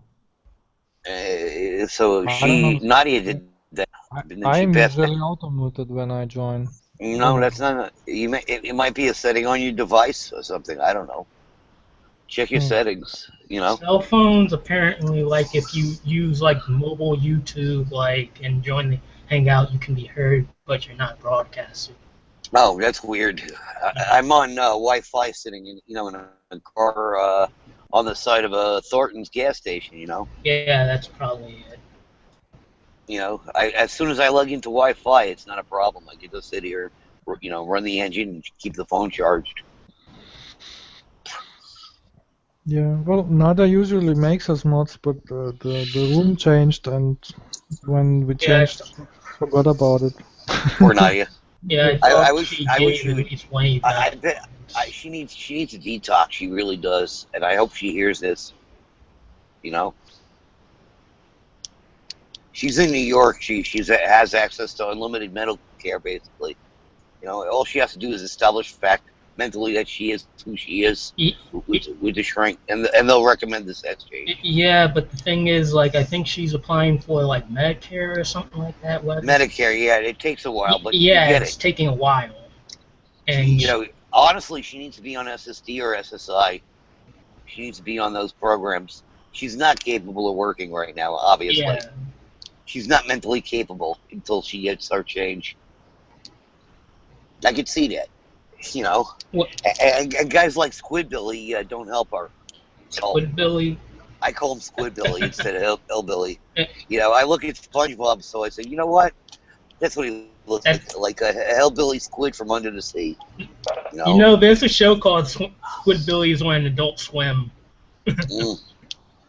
To me, Squid, he's just an underwater southerner. One of them Baptist Lutherans, who think they know it all. I'll put any one of my rabbis, even Reform rabbi, against him any day, and put him to shame. Yeah, I hear like less bad things about Jewish people than like Christians. Like the one like bad thing I really heard about Jewish some could be assholes. I'll admit that. Like you remember when gay marriage was legalized? Well, what happened is like some rabbis hired like black men to dress up as rabbis or Jewish people and protest the parade. For us, I mean, we recognize it as a sickness for the most part, but we have some really mean, nasty rabbis and ultra Orthodox that in Israel. No, wait, it wasn't black people; it was Mexicans. Oh, that's even worse. Yeah. To hire, I saw that. Was that what they showed on the Young Turks? The Mexicans holding up the signs for the rabbis church. Oh, I look at it this way. It really looked like, well, we are employed to hold up signs here with religious messages. In my book, they're breaking immigration law by paying them. I'm against unlawful immigration into the U.S. You know, Maybe they just gave them a hot meal, not paying I don't know them. what they did, but the point is that they're breaking the law as far as I'm concerned. Anybody, even the farms that hire these people for cheap labor, they're breaking the law. We have a lot of people coming out of jails and prisons that need jobs. They can't get them because the Mexicans are taking all the work.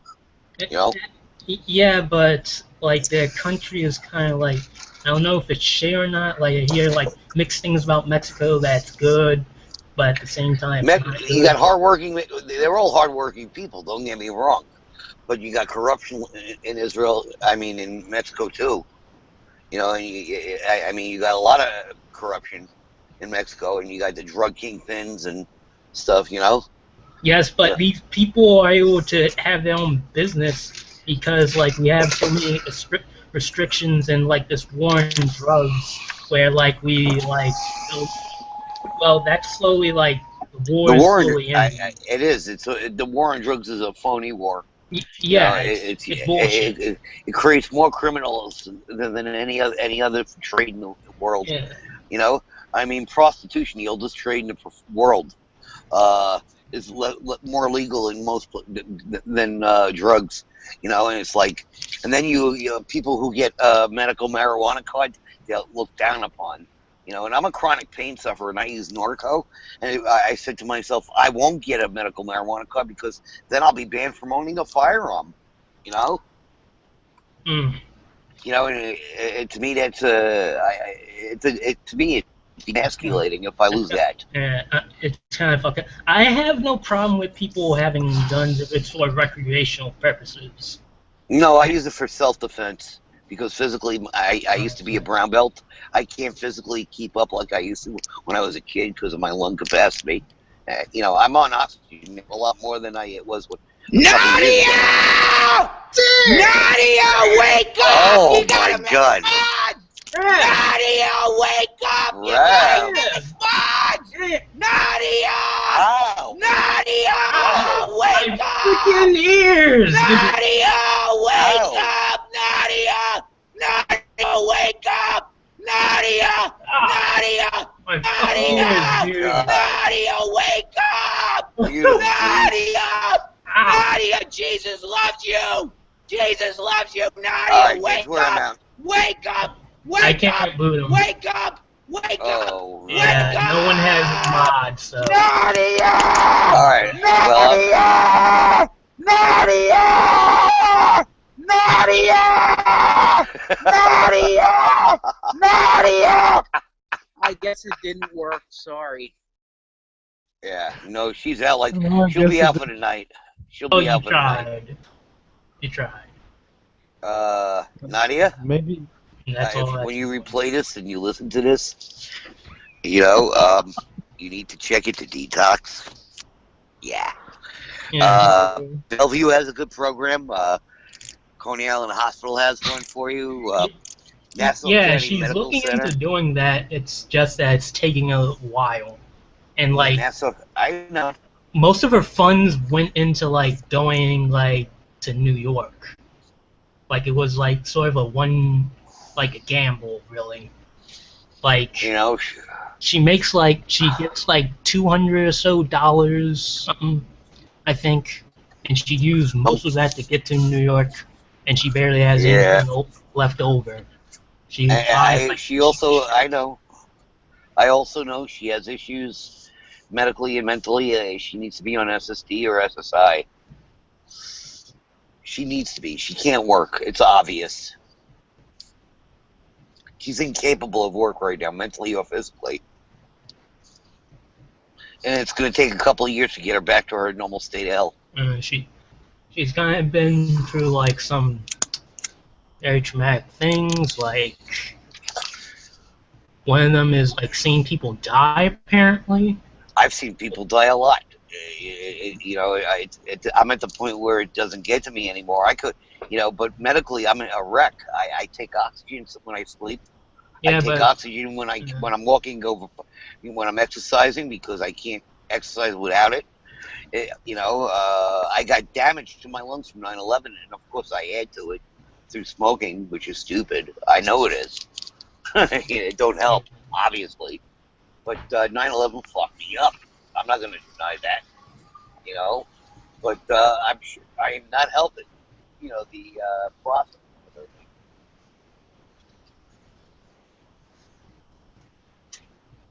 You know, Yeah. I like living, and I'm healthier because I have good doctors, though. But and it's like God kept me around for a reason, obviously. Yeah. So I'm headed for Israel, right, very very soon. Well, good luck there and everything. I'm probably gonna run for the Knesset. Mm. Push for a different way to a peace plan with the Palestinians. I have You- mixed feelings when it comes to Israel because I've heard some good things and I've heard some bad things. Yeah, a lot of good things and there are a lot of bad things about Israel. Yes, I won't deny Like it. one thing that I've heard is a kid was put in juvenile detention. Well, I think do they send children who are teenagers who are well, technically child because he's 12 years old and he No, what went. did he do? I Did he can't hurt remember. anybody? No, I don't think he did anything really serious. What did he do though? What kind of crime did he commit? I have to look it up. No, if they commit a crime, you do the time. I mean, even at 12, you send them to detention. Absolutely, I support that. I'm a law and order guy, But But we have to talk about if you're going to send someone to a facility to correct a certain behavior, you better damn well ensure that these facilities are friggin' well equipped to handle them yep, and to lessen the chance of yep, any sort of abuses that take place by both other individuals who are in the facilities yeah. or We have I the know. wardens or guards. That happens even out here. I could drive. I'm 20 minutes from the Illinois Youth Center, and sometimes they beat the crap out of those kids. It comes out in the press, and then they get the guy who did. They do that. They arrest them, and put them in regular adult jail. They're not supposed to be doing that. Yeah, that's fucked up. The Illinois Youth You then Authority. put them at risk of being abused, either Mhm. beaten I up or agree. raped. I agree. Juvenile correctional centers need to be reformed everywhere in the world. Absolutely. They're schools of crime. In New York They City, should be more. Yeah, they should really be more like rehab centers, honestly. yeah. Well, Spofford used to be a hellhole for kids in New York, but major improvements happen over time. You know, but it still don't work because then they get out and go to adult prison anyway because they do something else. So it don't work, obviously. But Israel, Yeah, the other thing is, a bunch of karate young men who were not IDF soldiers who never joined killed an 18-month-old Palestinian baby by burning the whole family practically, and they're going to be punished now. And Israel arrested 2 of them, and they're going to arrest the other 3 very soon because they're running, but they'll get them, and they're going to do time. They're going to do time. They're not going to get out of jail. They shouldn't, because now Hamas is going to call open season on Jews because of shit like that. And stuff like that prevents any healing between the 2 peoples, as I see it. And I actually have a plan that will actually make them Israelis. And it's a slope, which I took. A couple of rabbis wrote it up. And I read through it, and I said it's doable. It is actually a doable plan. And basically, we have a lot of oil revenue coming to us very, very soon, as they're drilling for oil right off our coast in Israel. And with that oil revenue, we could offer the Palestinians full citizenship, equal under the law. They have the full right to vote. They have full rights to everything. But we do it one village at a time. And then we interview each and every resident and say, of these villages, we tell them, you could be full Israelis, or we could pay you to leave $1 million. You could start your life elsewhere. And then the ones that stay, that take a loyalty oath and swear allegiance to the state of Israel, will be full citizens, have access to medical care, education, They'll be able to run for the Knesset. They'll be able to be judges. They can even run for the prime minister's office if they choose. You know, and that's the idea I had. You know, with the rabbis, and I think it's a wonderful plan. I think it would work. You know, but whenever you have a bunch of Haredi kids, you know, young men doing shit like that, basically it just gets in the way of any future attempt to have peace with these people. You know, and so we'll need a Truth and Reconciliation Commission like they did in South Africa. It didn't do much good, but at least it helped heal some wounds. You know, but it got to stop. You know, and the world's getting sick and tired of it, and I don't blame them.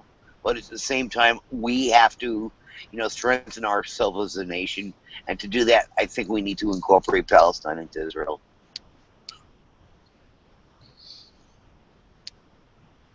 I really do. You know, we can't change the nature of it in terms of the Jewish state. So we have to encourage further Jewish immigration from the world to Israel. We have to discourage Israelis from leaving as well. That's part of it. Because a lot of times our soldiers will, after their service is sick and tired of Israel, they'll go to India and live there and just go on a drug vacation, a trip all day. You know, they go crazy there and they have to be brought back. You know, sometimes against their will by their families, but then they're put in the hospitals and stuff, they're detoxed. You know, and basically these are lost Jewish souls, you know, as I view it, because they're sick and tired of the violence. I don't blame them. I don't blame these young men. I don't, and women. I really don't. You know, if you go to YouTube, you can watch a video. It's subtitled "Israeli Soldiers Go Nuts." You know, and you can see it. You know, you know, and you can see them do drugs while they're there, and then it shows a lot of them have mental illness. Chabad set up a place, you know, and other, you know. So to me, it's a bad situation there, you know. You know, and something's going to have to give. It's bad enough Israel has to deal with external enemies. We don't need internal ones. You know, and sometimes our own people are the worst of our enemies, you know. You know, and that stabbing at the gay parade in Jerusalem, I think the border police, in hindsight, did the wrong thing by approving the permit for them to march. It's an ancient holy city, you know, that 3 religions have major ties to, and it's a tinderbox. And basically, this guy stabbed gay people in Tel Aviv once before, you know, and he did it again because of his ultra-religious views. And he's a little crazy also, you know. He's going to be punished as well, you know, and go to jail, prison. And he belongs there. You know, nobody in a civil society should be doing things like this. Nobody. Yeah, but that's not going to. You know, I view people who are gay and lesbian as just like you know, as sick people with mental illness. That's how I view it. You know, and they should be pitied and loved for who they are, and you know, and we could try to help them. You know, you may not agree with my view on that, but that's what I feel. You know, I feel it's a genetic aberration. You know, it's a medical condition, and we could treat it technically, but it's not politically correct to. And guys like Squidbilly thinks it's spiritual. No, it's not. It's medical. They're physically driven to it. Why? We can't even do medical research as to why people are the way they are, because it's so politically incorrect. You know, we should actually look at the genetics of each and every person who's gay and lesbian, and see what's the differences in their genome from heterosexual genomes. That kind of is going on at the moment. Like it needs to, because then we can sort through if it's actually we can't genetic. do it fast enough because like for obvious reasons. Because you know, I mean, if I could prove to you, I mean, science is slow, but if we could prove, you know, to the religious authorities and even Christians, if we could prove to them that gay and lesbian behavior is medical, then they have to shut the fuck up, because then it's a disability. Well, you know, well, it's not behavior like It is like behavior. how, It's a part of the behavioral spectrum. Okay, is attracting is a you part of the being heterosexual a behavior and having You even have abhorrent heterosexual behavior. Don't get me wrong, but it's within the societal normatives. You know. okay, but these things are changing, like changing concepts and ideas. Like before, like African Americans were, well, Africans too, like Well, people of color were yeah, I viewed view as people like, of color. I view people of color as American. I don't care what you are. You yeah, know.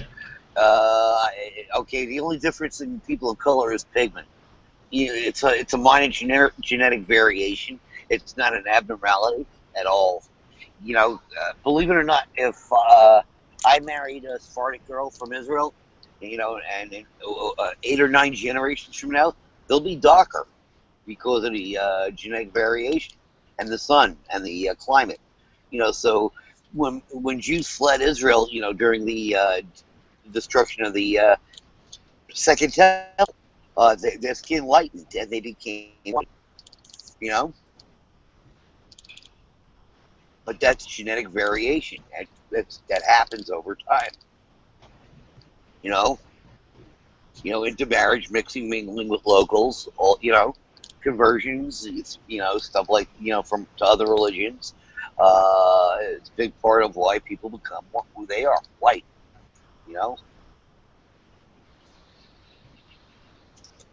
but ultimately, the original Jews that walked in the time of the first and second temple were a lot darker than Ashkenazi. They were Sephardic for the most part.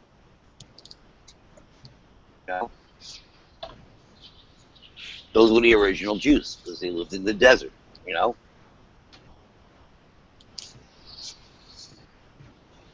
But their descendants are certainly Jewish. Nothing changes that. As a matter of fact, there's a disease that strikes European Jewry called Tay-Sachs. And it's a common genetic disorder in the Ashkenazi population. Through genetic research and education, we've pretty much slowed that down a lot, but it's still out there. I think over time we could cure homosexuality even. I think we could, or Or we eventually, can, we can't embrace eventually it.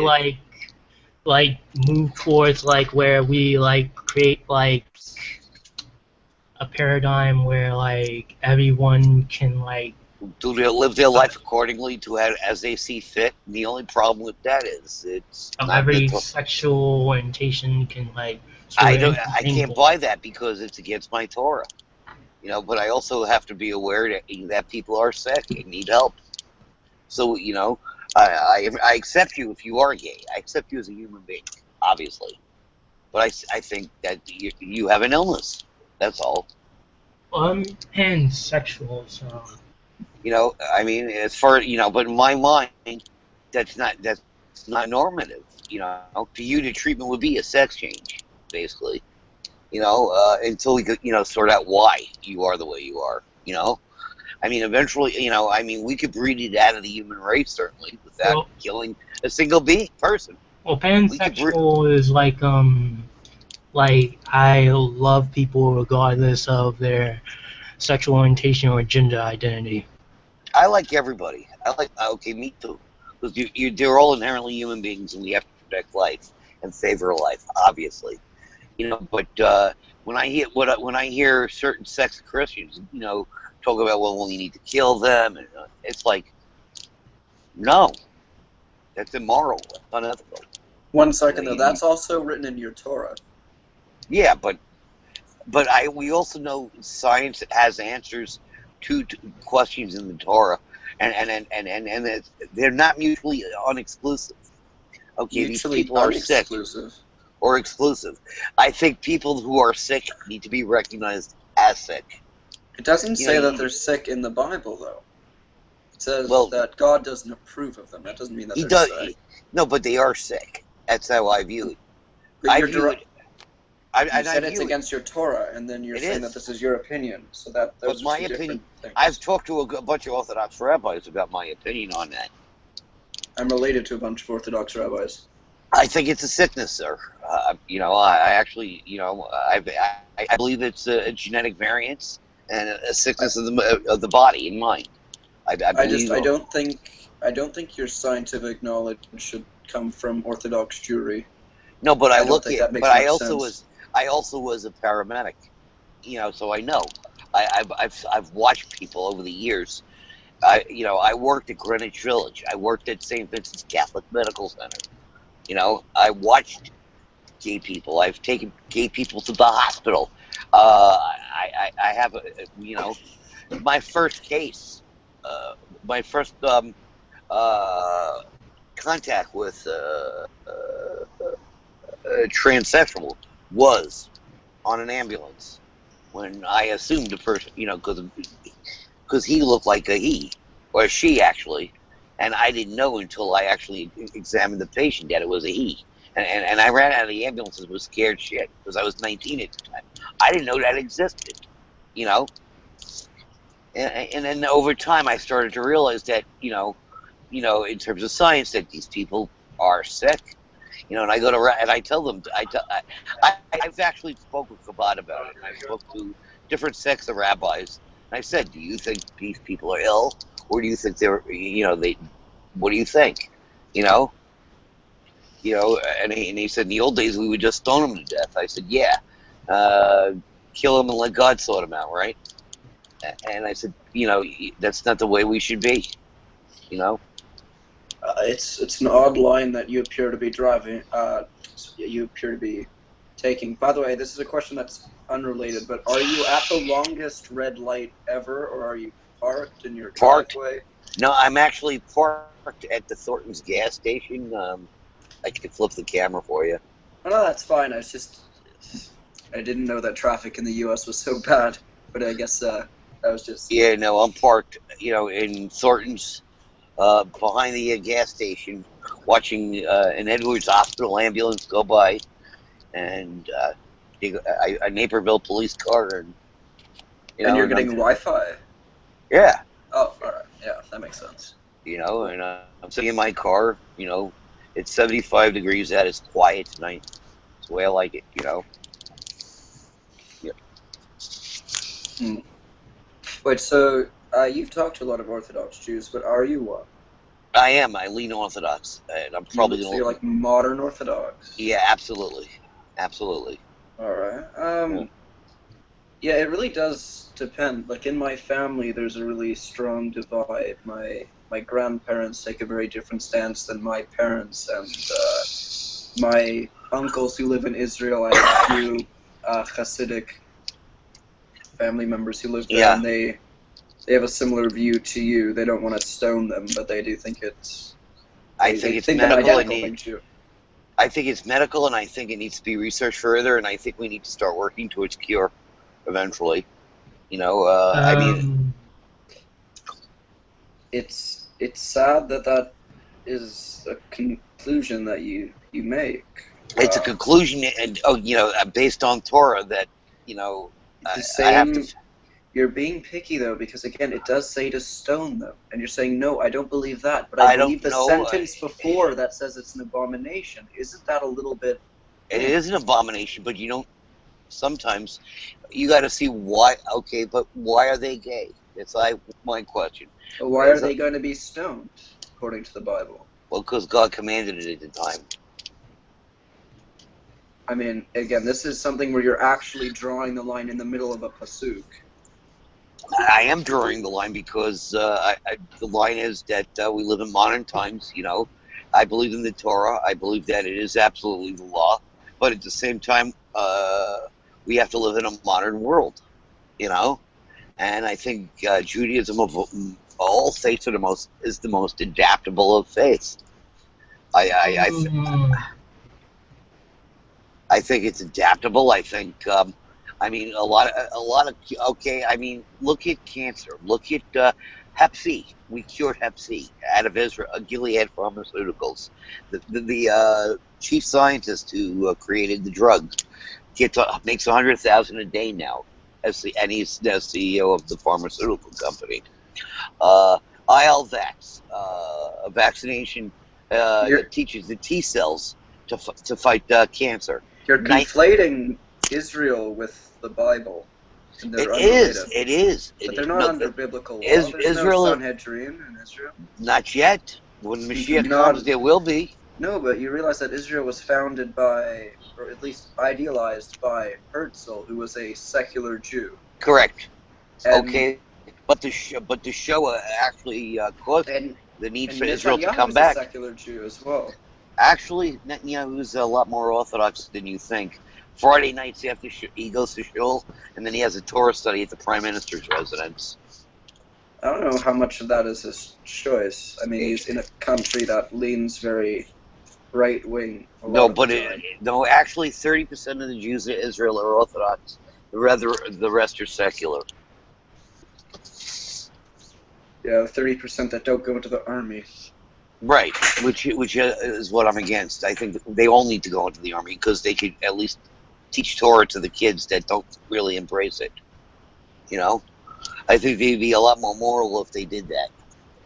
You know. Well, let's look at an example though. We're defending Israel, in the IDF. I'm not in the IDF, but I have a lot of friends who are joining the IDF this year. I'm glad they are. They need to. I'm glad they're doing something with their lives, but it's difficult, especially when you're trying to make a morality based on the Bible, how we originally defended Israel and how we originally usurped parts of it in some terrible, terrible ways. Yeah. Again, that's not somewhere where you want to draw from the Bible. That isn't a thing where you want religion to the Torah, because there was a... Sorry, but you know what? Okay, if you throw out Torah completely, then what right as a Jewish people do we have to live on that land? We were given it by the United Nations because we were under the threat of a genocide. But didn't the Torah predict this would happen? Torah predicts a lot of things. Didn't it predict a lot of the shit that's happening now? I mean, technically speaking, let's say Bibi decides, and he gets good intelligence from the Mossad that Iran is a month away from having 5 nuclear bombs. Okay? They might be, yeah. Okay, let's say he gets that intelligence and it comes through. He has a very hard decision to make. Because this deal that Barack Obama made basically sets the United States military against the state of Israel at that point. Look, when push comes to shove, though, Israel has always acted on its own accord when it came to nuclear threats. For its own survival, exactly. So I don't think it would really be a tough question. It would be consequential, but it wouldn't be a tough question. But the consequence of us striking Iran would be what's going to happen after, okay? Because Israel developed an EMP bomb. I know. A missile. That EMP missile has not the capability of one firing, okay, because it will stay afloat and it will still operate, and it's capable of delivering 5 or 6 blasts. Okay, the floating missile is a strange idea. You're talking about Arrow. Arrow has it. No, I'm not talking Arrow. I'm talking the EMP device that Israel has. Is not a floating device, but it'll stay up. It'll stay airborne and go on its projected course as programmed until it's finished firing all the EMP bursts, and then it will destroy itself. All right. The reason why you want it to self-destruct is you don't want anybody getting the technology, including the United States, because it'll give them a lot more back. You know what I mean? The United States already has so many. And it's not big, right? But this EMP device is a technology that we really mastered. I don't know if the United States doesn't have access to it. It may. But if I was prepared, I want anybody to have it except us. You know, that's our ace in the hole, sending a country back to the Stone Age that threatens us. That's our ace card. We have nukes as well. It's not Yeah, unknown. we have submarines to deliver them thanks to Merkel. But the point is, and they're electric, so you can't Is hear them. Merkel America? I'm confused. Merkel is Germany. I couldn't understand. Sorry. Is that a company then? No, Merkel is a German prime minister who actually okay. gave I'm Israel on that. Yeah. gave Israel not 5 but 6 Atomic submarines. submarines with the capability of delivering nuclear weapons. Yes, Better than anyone else in that region. So. And that's Germany for you. She's the German prime minister. Well, Germany has a lot of guilt built up from the past. Absolutely. They've been doing that for a long time. If you go to Israel, almost all the cars are Mercedes and I know BMWs, that. and it's I know, weird. yes. It's really weird, but it makes You sense. could buy a Mercedes here for 18 grand. But like my family, for the most part, would never buy a German-made car just because of the symbolism in it. No, the symbolism. Oh, okay. Like I understand that.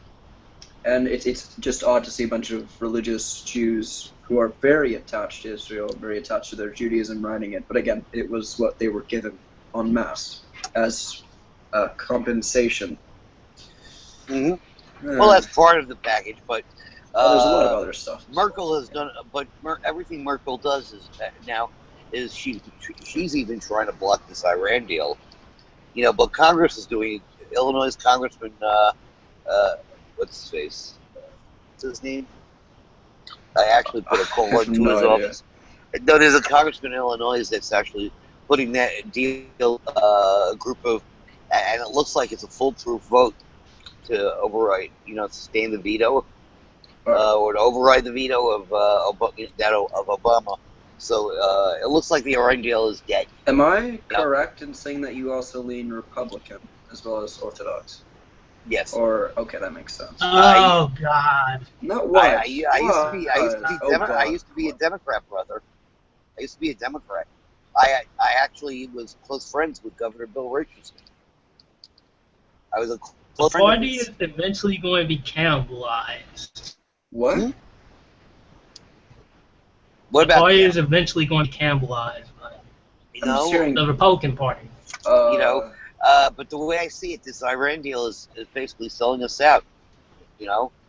It's in their religious rhetoric that they want to destroy Israel. The Iran deal is nonsense for the most part. If you look at the details, I've now read it, and it basically guarantees them a bomb in 10 years or earlier. That's all. Earlier.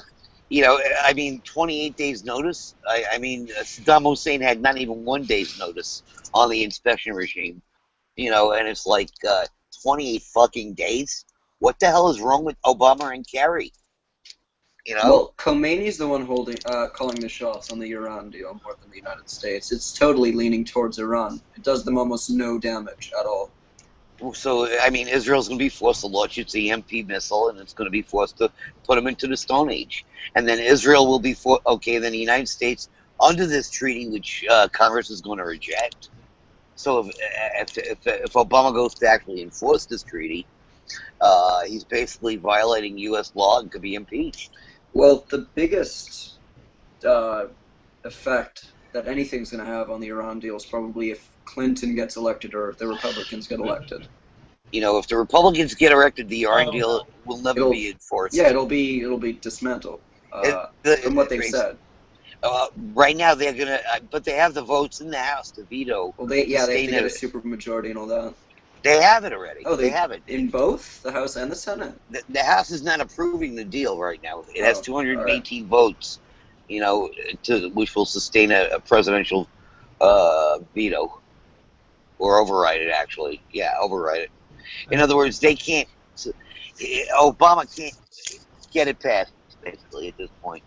And even Debbie Wasserman Schultz, a liberal, is against this deal because she's a Zionist first and foremost and loves the state of Israel. So, I'm glad. There's one Jewish congresswoman who heads the DNC that realizes it's suicide for Israel to accept this deal. Is she an independent or a Democrat? She's a Democrat. She's going against the party at this point. Oh yeah, I've heard a lot of Democrats are doing that as well. Schumer is going to support it because he's brown-nosing Obama. Because he's not going to be the Senate Majority Leader after Mormon Harry Reid leaves. U.S. politics is a bit messed up, in my opinion. You know, Just saying. You're It is. preaching the choir on that one, brother. Preaching the choir. I find people who think that it's the greatest system in the world. It is. Well, it could be the greatest system in the world, but it allowed itself to get corrupted by private interests. The original system's pretty amazing, but the And conservative fuckwads. What's wrong with conservatism? You know, I think it works. Well, at least like the religious. I don't believe in wealth redistribution. I believe in giving help me ups. You know, I believe in helping people. I believe in getting them out of their hole and their ruts. I don't believe in long-term welfare. I don't. You know. We have people on this podcast, regulars, who are living off of welfare. Yeah, like without like welfare, like they probably die. That's the point. It would nothing will cut them. But the point is, and they need welfare on the first place because like they do not have like the same like opportunities as like other people would have like these friggin' opportunities. You know, I've worked with psych patients who are repeat riders. You know, a lot of the times they would go off their medications, and when, especially schizophrenia, as they go off their medications, they get worse, and their cognitive function gets worse as well. They've noticed. You know, so any attempts to rehabilitate a lot people with schizophrenia usually they wind up on SSI or SSD, you know, for the rest of their lives, basically. You know. That's why it should like be like detected. You know, but these people are proven scientifically to be sick. You know, it's a state of the brain. You know, what causes it? Well, there are a couple of theories. One guy, E. Fuller, a psychiatrist, you know, who writes books about it, thinks they should be forcibly medicated for the rest of their lives, and that if they don't want to take their medication, they should be locked away. You know, he thinks basically that litter boxes in fetal development cause it. You know, the schizophrenia in the womb. You know, and it's a possibility that it is a viral infection that causes it. It is. I actually looked at his theory, and they need to do more work on it, but to prove it. But the point is, you're going to have to give me a name, like put it like in the side chat if you can. E. Fuller Torrey, EFULLER TORREY. Hold up a sec. Repeat that. E. Fuller Torrey, and then this crazy bastard James Holmes, who had access to a firearm, and he was treated for serious schizophrenia. Oh, was he the famous doctor who said that he was crazy, or? Well, no, he was E. Fuller Torrey was the doctor that said that schizophrenia is a real disease of the mind, and and that these people need to be forcibly treated against their will by court order if need be, and rule of law. The circumstances in that court case were a bit extenuous, but the fact of the matter is, he was if you looked at his mug shot and arrest photo, he was fucking bonkers. You could see it in his eyes. I noticed that I did that as well, but it is an odd way of judging someone. You know, I don't normally do that, but I read that he was being treated for severe schizophrenia. You know, and that he shot up the theater. You know, and you shouldn't have had. Okay, when a diagnosis like that is made, it should be reported to the proper authorities, so they get put on the no-buy list, so they can't buy firearms once you have that diagnosis, because there's no cure from it whatsoever. There's only medicating it, you know, and keeping it at bay. You know, and ultimately controlling the behaviors that derive from it. But the point of the matter is, these people are sick, you know, and now they want to they're in the death penalty phase of his trial. This is the Aurora shooter, and it's like, first off, you have to give medication to make him competent to stand trial, which means he's insane, you know. So now you're forcing drugs down his throat and giving him forcible depot injections of drugs. So you purposely making him sane so you can kill him. I'm Yeah, against that. I was against that as well. If you look at it, like You the know, idea that he was somehow sane is so outrageous. Okay, no, he wasn't. Okay, the fact is, it's a known fact. He was forcefully medicated in jail. Yeah, I know. So he could stand trial.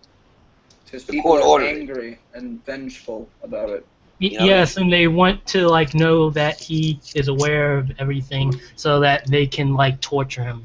You know, as far as I'm concerned, you know, okay, the fact that he did it, I think he now realizes, you know, that he shouldn't have gone off his meds. You know, and sometimes the meds, if they give the wrong meds, can cause behavior like that. So it's like you're in a catch-22. You know, sometimes the meds help, sometimes they don't. You know, and for that, people like that do need to be locked up in a hospital environment until they can be. Yes, but like what the hospital environment, you're like, I don't think that would be like a safe environment. Like It is actually. It is because you have a lot of AIDS there. A hospital for the criminally insane. Now they mix only for an hour or two the patients. Oh. You know, in a general therapy area, they're allowed to play the games. They're allowed to talk. You know, they're allowed to intermingle and you know. But they are allowed. Okay, but like when you are talking about like these ideas of like putting people away, like even if it's not necessarily a cage, more so like a hospital, playhouse or something like that. It has to be a hospital. You should like be careful with your language, because like people like have an inherent fear of like losing their freedom and like being put in a space that is like unfamiliar to them. And when there's a lot of misconceptions out there about these facilities, it can scare the shell. But you have facilities for the criminal, right? But you have facilities for people who are criminally insane that don't know the difference of right or wrong at the time of their crime. No, keep in mind though the amount of flaws in the U.S. criminal justice system. Yeah. To start with, I mean the amount of shootings, the amount of suicides, the amount of there's so many problems. People kill themselves in jail all the time. Yeah. Yes. And in mental asylums as well. You know, the idea of the mental asylum is to keep them safe and from themselves and others. Yeah, it's a balancing act. You know, but at the same time, when you got you know, how the hell did this kid get buy guns? That's what I want to know. You know, he should have been on a no-buy list. Period. Yeah, like for like these shootings, we really should learn from them. We really should be able to take more precautions, and taking these precautions, be careful that we do not like go to extreme where like someone who like violates like these standards, like we're going to get all antsy and shoot the hell out of them or lock them in a cage and think that that's good. Because at that point, like the other thing is our fear has like gotten to us to a degree where like we are kind of reverting to like how people in the medieval times would treat people. Yeah, which you know, is very fucked up. for me, it's like as a pre-hospital care provider in an ambulance, I've seen calls involving schizophrenics and cops go very, very bad. I think police and mental illness do not mix. I don't think it's the police that should be providing the court orders to force people into hospitals. I don't think they should force them. I think you should have community care teams. No, more than that. They should have a separate branch of the police force that is dedicated to like handling mentally ill people. They have that. It's called CIT, Crisis Intervention Training. CIT? Yeah, the Memphis model it's called. You know? And I've seen schizophrenics shot by New York City cops because they would put a knife down because they were in the throes of a crisis, you know? Ah, the car moves. Yes, it does. Okay, that was a threw me tight off. turn. That was a very tight turn I just made. You know, I could drive a vehicle up to a fire truck without a problem. You know? Oh. Yep. You're about to hit a dark road. Nice. Yeah. Yeah, I'm about to hit a very dark road, though. Yeah. Well, if you have it clear, you should probably put your high beams on. Mm-hmm. No, wrong one. Nadia, No, can you Nadia's give one of up. us mods so that we can broadcast people? Yeah, that would be a good idea. Yeah. Is anyone right now not being broadcasted? Well, you're not being broadcast. Thanks. My camera just went off. Can you hear me? Yes. Yeah, we can hear you. Yeah, my camera went off because I lost my Wi-Fi. So you have Oasis of the Seas or something up there. Yeah, I was on a cruise ship. Yep. Was it that one? Yeah, that was the Oasis. I was on the. It's beautiful. I was on another ship. There's Freedom of the Seas, or the yeah, I was on Quantum Freedom of the Seas. Seas. No, I was on. Yeah. I was Freedom. on Freedom. What ship was I on? The Freedom of the Seas, actually. Yeah. Wow. Which is a little smaller than Oasis. Yeah, it's a different class of ship, but it was fun. The 1 foot makes a difference. Yeah. Well, it was fun though. I enjoyed it. That 1 foot makes a big difference, actually, in terms of weight. That would be true. I could take you guys out, but I would probably lose you to Route 88. It's just 88. You know?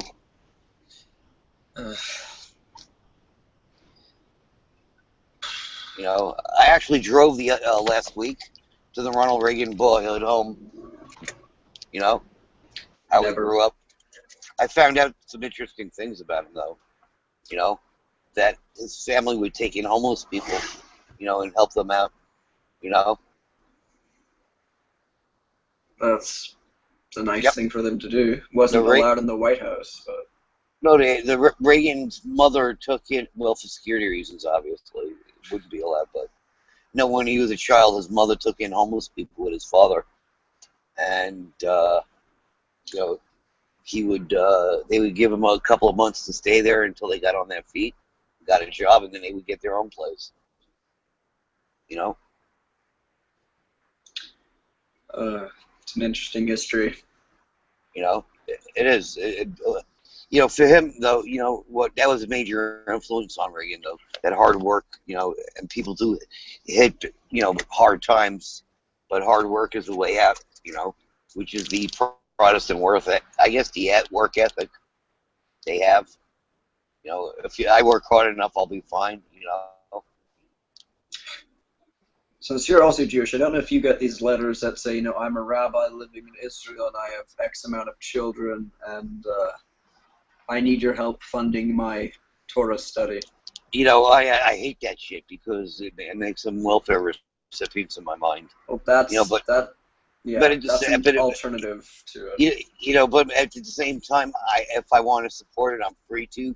I don't want to be told by the state I have to give up half my income to them, you know, by force. Yeah. It's something I do willingly as a part of tzedakah, but I shouldn't be forced to do it by rule of law and threat of jail. That's the ultimate part I don't like. How are you doing, Nicholas?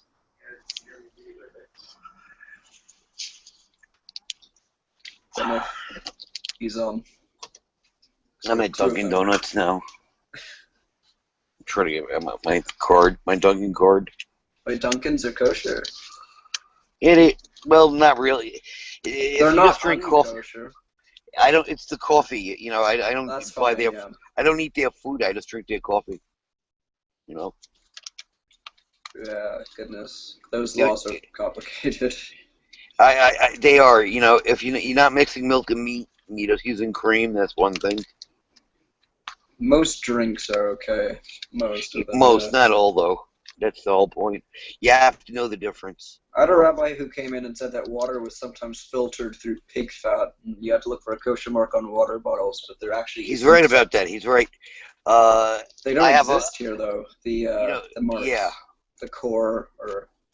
We don't have that either. In Naperville, we have actual modern systems, so it's not going through pigs.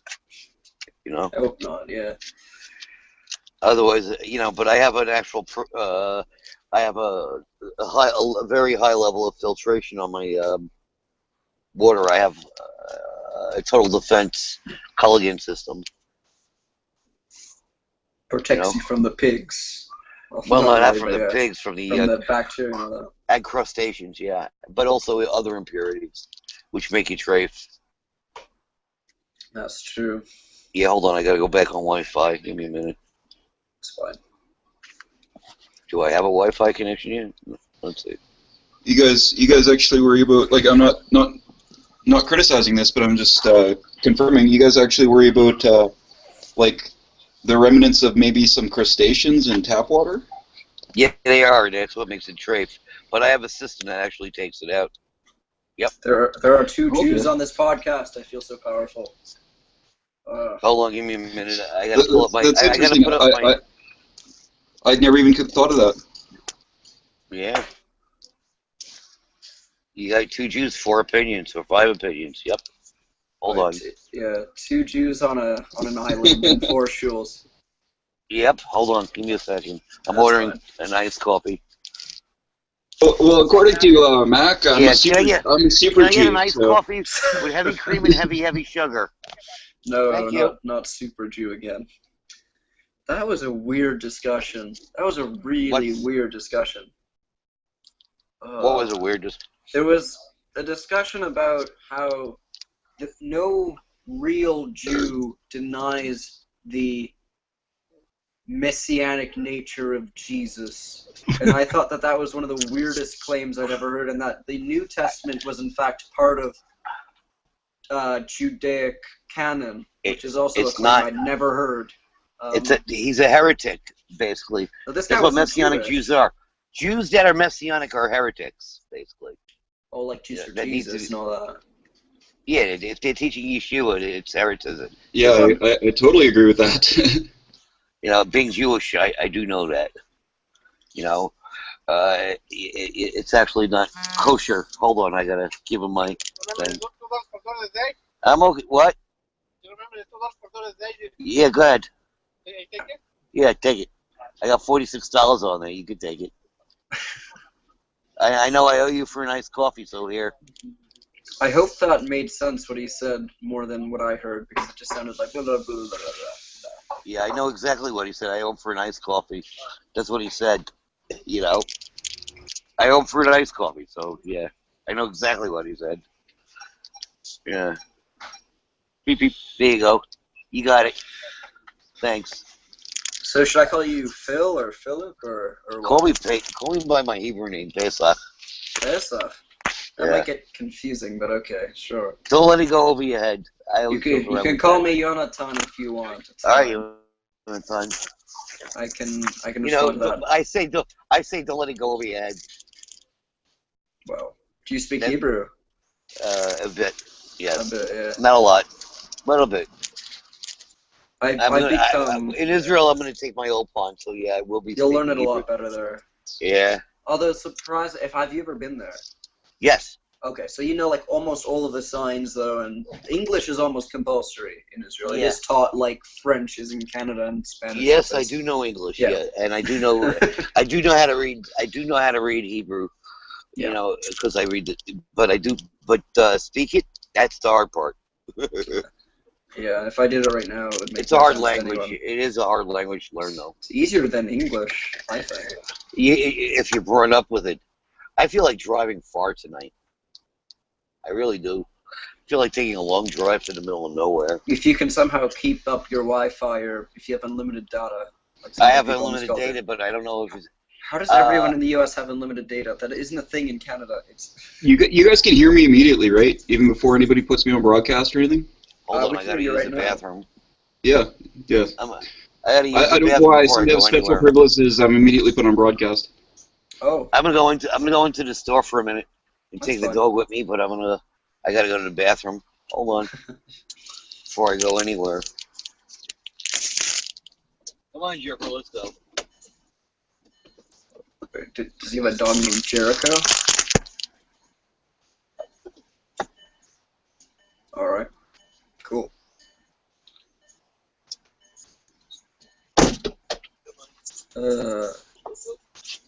I actually found a lot of rebuttals to those messianic claims about Judaism on another weird site. Because if there's one thing stranger than Jews for Jesus, it's Jews for Judaism, which is a slightly strange phrase, but they talk a lot about that.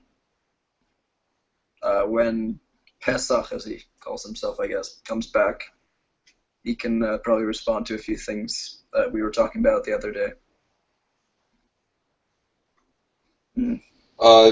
If you mean responding to Mac's points, I don't think you need to respond to me. No, not Matt. They were just general points. He was making a theological point that I think he should have distinguished from like a definitional point. Yeah, he was. There were other things, like people were saying things in the middle of other sentences, like, of course it's canon, and canon didn't mean what they thought it did, because they thought canon was one idea.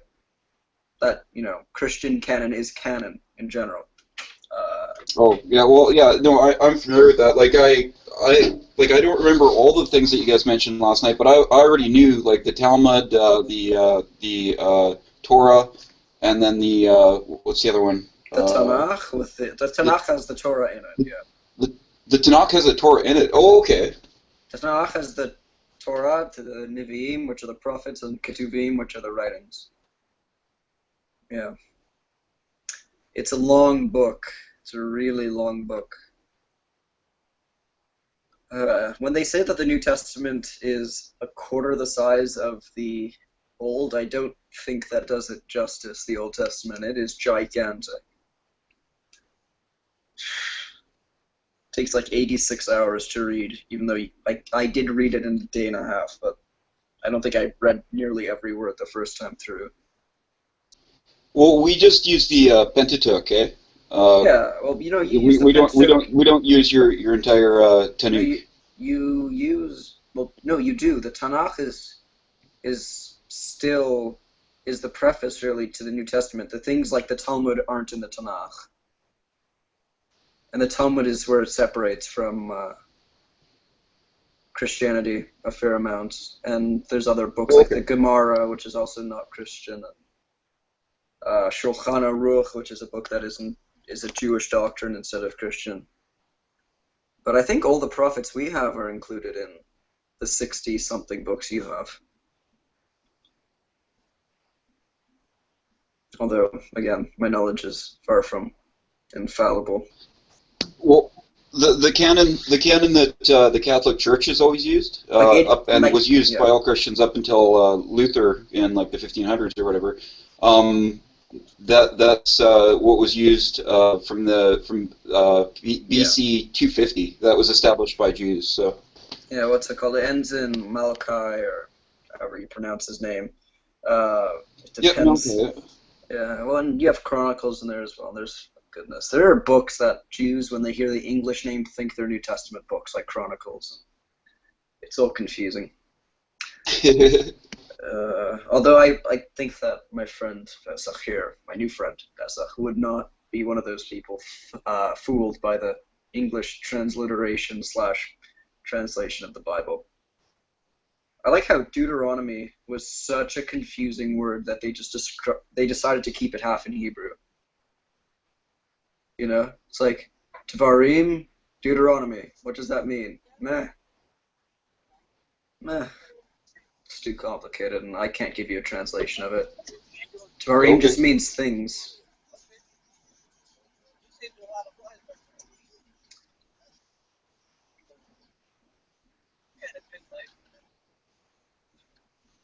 The Rev is on face cam.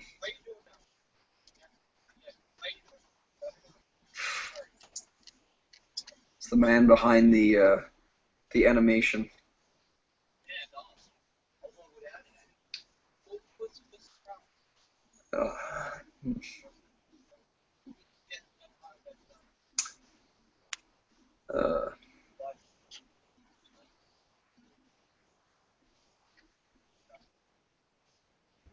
Can you broadcast them? Chris might be the only one who has admin right now, other than Nadia, who doesn't seem to be here. You should be broadcast. Oh, you said Rev. Okay. Okay, he's broadcast now. All right.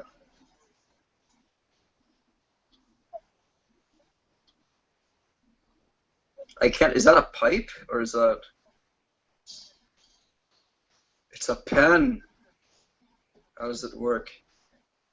And this is trippy stuff. All right.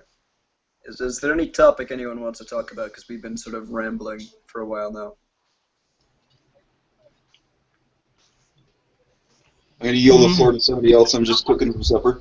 Yeah, I'm kind of curious. I heard you talk about the term Deuteronomy. What did you say it was again? Well, Deuteronomy is like the book of Dvarim. Dvarim in Hebrew means things. Like Elu and Dvarim would be, here are the things.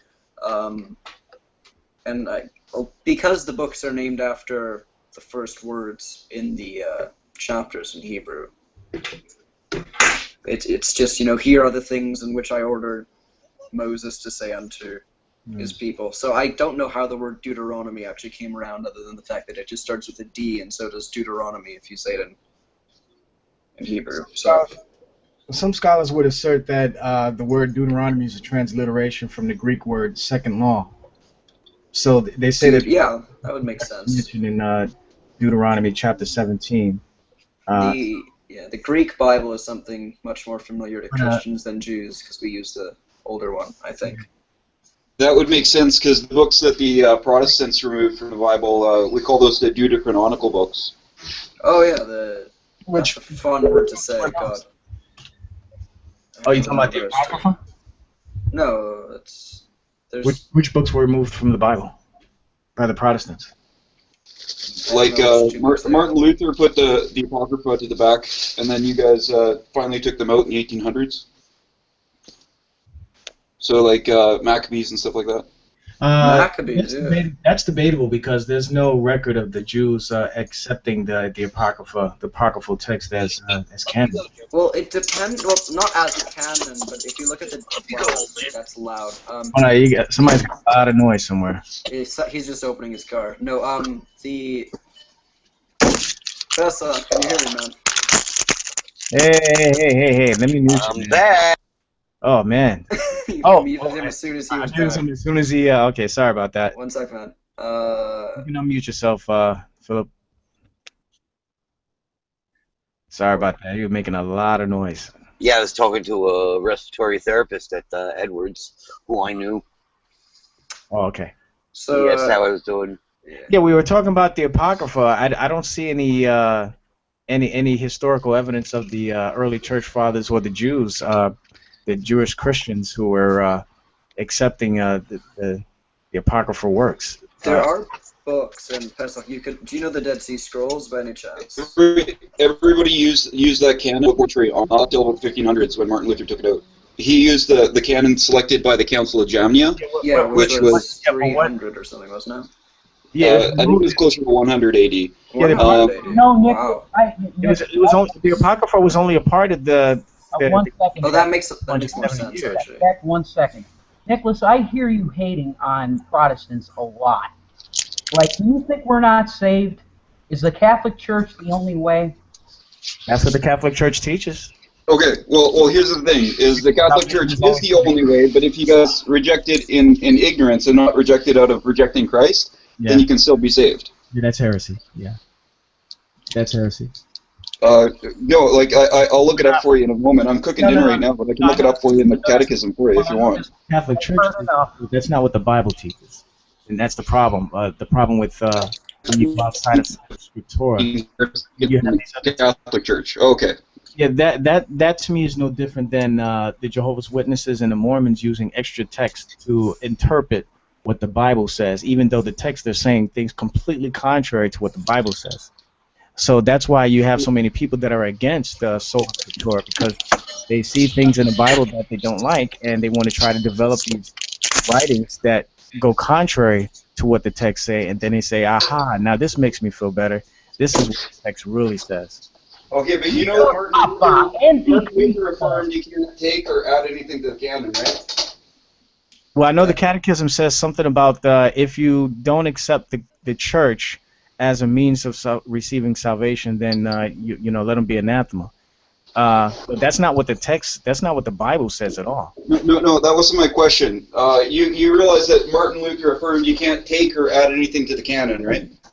Oh, I don't care about what Martin Luther says. I care about what the text says. And I know Revelation 22 basically says that, you know, anybody that removes anything from this prophecy or adds to this prophecy, you know, he'll have his part taken out of the of life. I think there's also something mentioned in the Old Testament as well, similar to that, saying something about... Yeah, there is something that says the canon has to be closed and people add or subtract, yeah. Right. People add or subtract. Oh, yeah. Then they're cursed too. Pretty much the same thing. Okay, so what group of Christians did not use the canon that Catholics use before Martin Luther? What group of Christians did not use the canon of Scripture? I don't know if there was the canon that we use, the Catholic canon, with the Apocrypha, that you call Apocrypha, the Deuterocanonical book. I have to get back to you on that one. However, we have a lot of documents by a lot of scholars that assert that the text, the Apocrypha, was never considered inspired by the early church fathers or the Jewish people, or the Jews. Yeah, we rejected that. Why are the Jews still using them? I don't have a problem with using the Apocrypha now. I wouldn't consider it inspired, but I use it as a historical means to kind of understand some other parts mentioned in the Bible. Okay, well, there was about 100 years where all Christians used the canon that we used. Say it again? There was about 1,100 years where all Christians used the canon we used. As far as I know, Martin Luther chose the canon that was selected by the Council of Jamnia, which is 100 AD, which is 350 years after the canon, the Pentateuch was selected, which is why the Protestants are using a different Bible than an Old Testament Jews.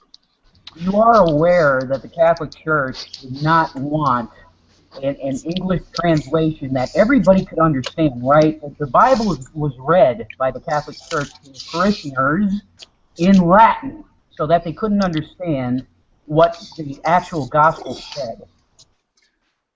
No, that's not true at all.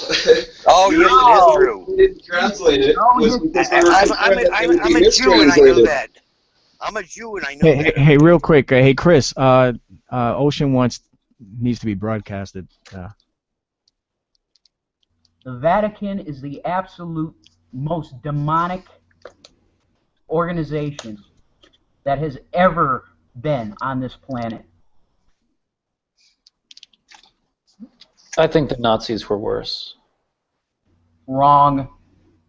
The Vatican killed more people than the Nazis, actually. Actually, the Vatican also, through their ignorance, by killing the cat population in Europe, sentenced itself to the bubonic plague. Killing the cat population. I've never heard that, but... Well, the Vatican or the Church in Europe, especially in England, killed all the kitties, basically, which eliminated the... Not more kitties. They killed kitties, which allowed... Cecil, now it's the... Well, Cecil, the crime that the guy committed was they lured off the lion off of Protect Preserve, and they bow hunted. That was that's a sin in the Torah, actually. Bow hunting is not a kosher kill. The poor lion suffered for 48 hours before the headshot, before it was killed with the kill shot. Which also isn't really kosher. You need to use a knife. Yeah. Oh, I mean, knife without serrations and all those things. Yep. So it's a pagan method of slaughter. Yep. And number two, a lion is not a kosher animal to eat anyway, so why hunt them? They're beautiful creatures. I don't know why anybody wanted Yeah, they are. I love those things. You kidding? Man, let's just trying to hurt somebody in my family. You know, I would leave 'em- shoot a lion in a heartbeat with a rifle. Don't get me wrong, but Hey, it would have to be actually, killing somebody. speaking of guns, let me ask the Christians here. Rev, what's your thoughts on having a weapon, having a gun? Are you As a Jew, I support it. okay? What about you? What about you, Rev? Are you against Christians having a weapon, a gun? Not at all. It's in our Constitution, Second Amendment. We should have the freedom to have it.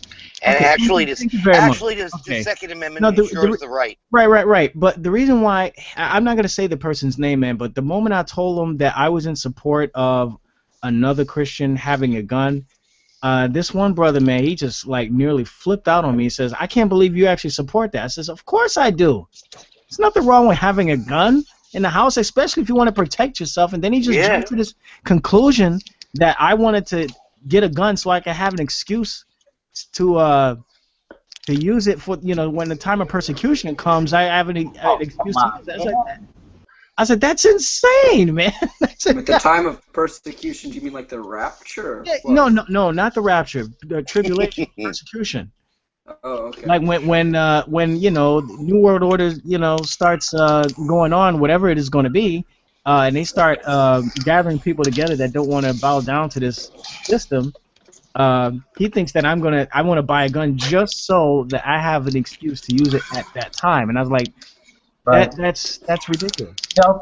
Self-defense is not a sin. Exactly. Well, that's not going to, you know, the so-called persecutions are going to be towards my people, not Christians. Huh. And some Christians, depends. Well, I do know. Right. Where'd you get that from? I know it's against the Jews, because then the Mashiach is going to come, the first one. It's going to be both. It's going to be both. We're going to have Mashiach ben Yosef and ben David. We have two Mashiachs coming. I don't know if you want to exclude the Christians out there. I mean, we see that going on right now overseas. Well, I can agree with you that ISIS is going to pull a lot of shit. I can agree with that. As a matter of fact, we have way more Christians being, you know, killed and executed in history than we do of Jews. There's more Christians, though. I mean, that is. You know, but before the Mashiach actually comes, Christians consist of people of different nationalities. So as do there you Jews. go. Yes, exactly. But my point is that you see more documented evidence of more Christians being persecuted for their faith than we see of Jews. I'm not saying that Jews haven't been persecuted, but I'm saying you see more evidence of the Christian aspect of it. And I think it's going to get worse. As a matter of fact, we see it boiling up right now. Yeah. I'm on the interstate right now. I don't know if you could tell. No. We can't see you. Yeah. I know you're watching the road right now, I guess. No, we can't see the road. It's really? Yeah, it's just Oasis again. Oh. Or Freedom, I should say. Yeah. Yeah. Yeah. So you described it as a dark road. I mean, it's fine. You see lights now? I mean, do you see any video? There's no video at all. For me, at least. If other guys are seeing it because they're on a computer instead of mobile, maybe. Dark. Pitch dark. Yep. I'm on a dark road. Yep. Also, it's probably scaling back to maintain connection with you. You don't see a car to the right? There's no video at all. Oh, okay. Don't worry about it. It's fine. Camera doesn't. Okay, hold on. Like, okay, now you got the camera off. Right, I took it off completely. How about now? Nope. You see no video? Nothing. It's just black. Oh, okay. Yeah, let me just put up the Oasis of the Seas. Well, Pesach, how do you respond to this this idea though about persecution? Well, I do know before Mashiach ben David comes, it's going to be very bad. And a lot of people are going to die. And, you know, then he's going to restore order, and then he's going to be killed, and then the second Mashiach will come along right after that. There's a second coming in the Jewish Messiah, according to your. We had two Mashiachs. Read the Chabad stuff. There's Ben David and I Ben do Yosef. read Chabad, but You got Mashiach ben Yosef and Mashiach ben David. 2 Mashiachs, not one. I thought they just had to be of the same lineage as both. No, just separate lineages. So you got 2 different messiahs? Yeah, we do. But Ben David and Ben Yosef. That does sound a little bit like Jesus and then Jesus. Yeah, like I said, it's a copy of a copy. That's what, but it's named Yeshua. It ain't Jesus. It's just Mashiach ben David and Ben Yosef. 2 Mashiachs. First name Mashiach, last name Ben David. Pretty badass right there. Yeah. You don't want to fuck with Ben David. He'll because he's going to restore military order, and then the second one will come after the first one's killed. Because Yeah. No, just.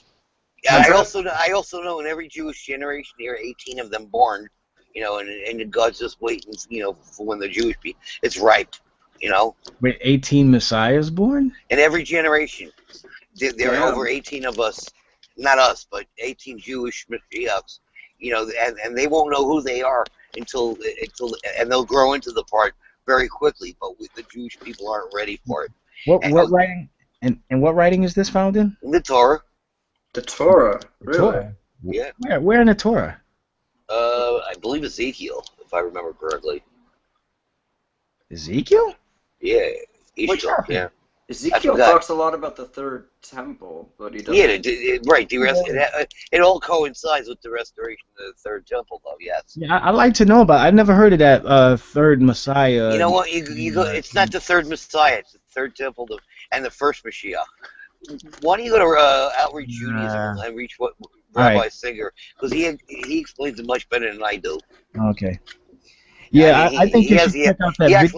He actually has actual Torah knowledge. Yeah, so does. So it doesn't actually just say 18 Messiah are born every generation, and this is. Yeah, there are every generation. 18 of them are born. Whether they come. Does it say that explicitly, or are you like extrapolating that? No, it's explicit. No. It's explicit. It's explicit. It doesn't say that. No, and then the commentaries also have that. Rashi, Rambam, they all have that. All of them, including commentaries. I don't know. I'm looking for it. I can't find it. Yeah, I don't think it says that in Ezekiel. No, I think that's something that has to be. You have to come through eisegetic. Are you talking about Sadikim Nitra?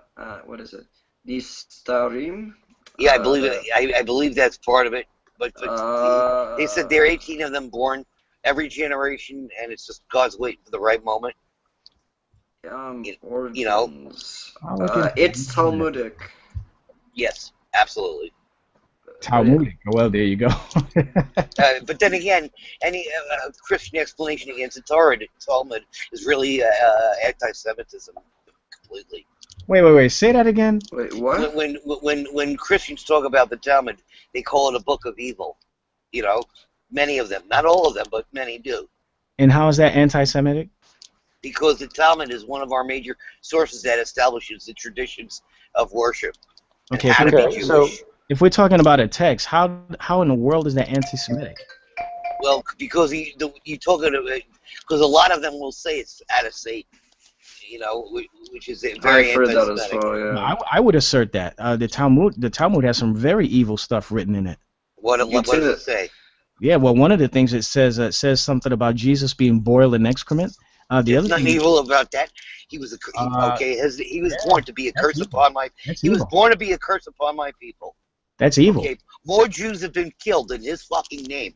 That's evil. Okay, that's why I don't like him.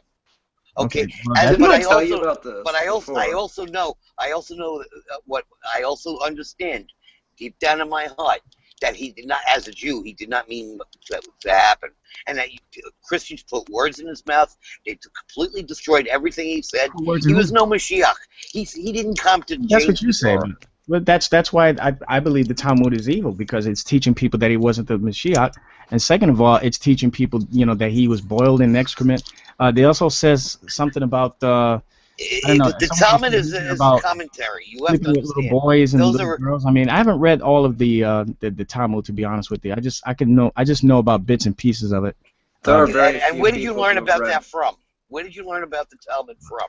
Pretty much all over the internet. But there's a book that you can get called Anti-Semitism.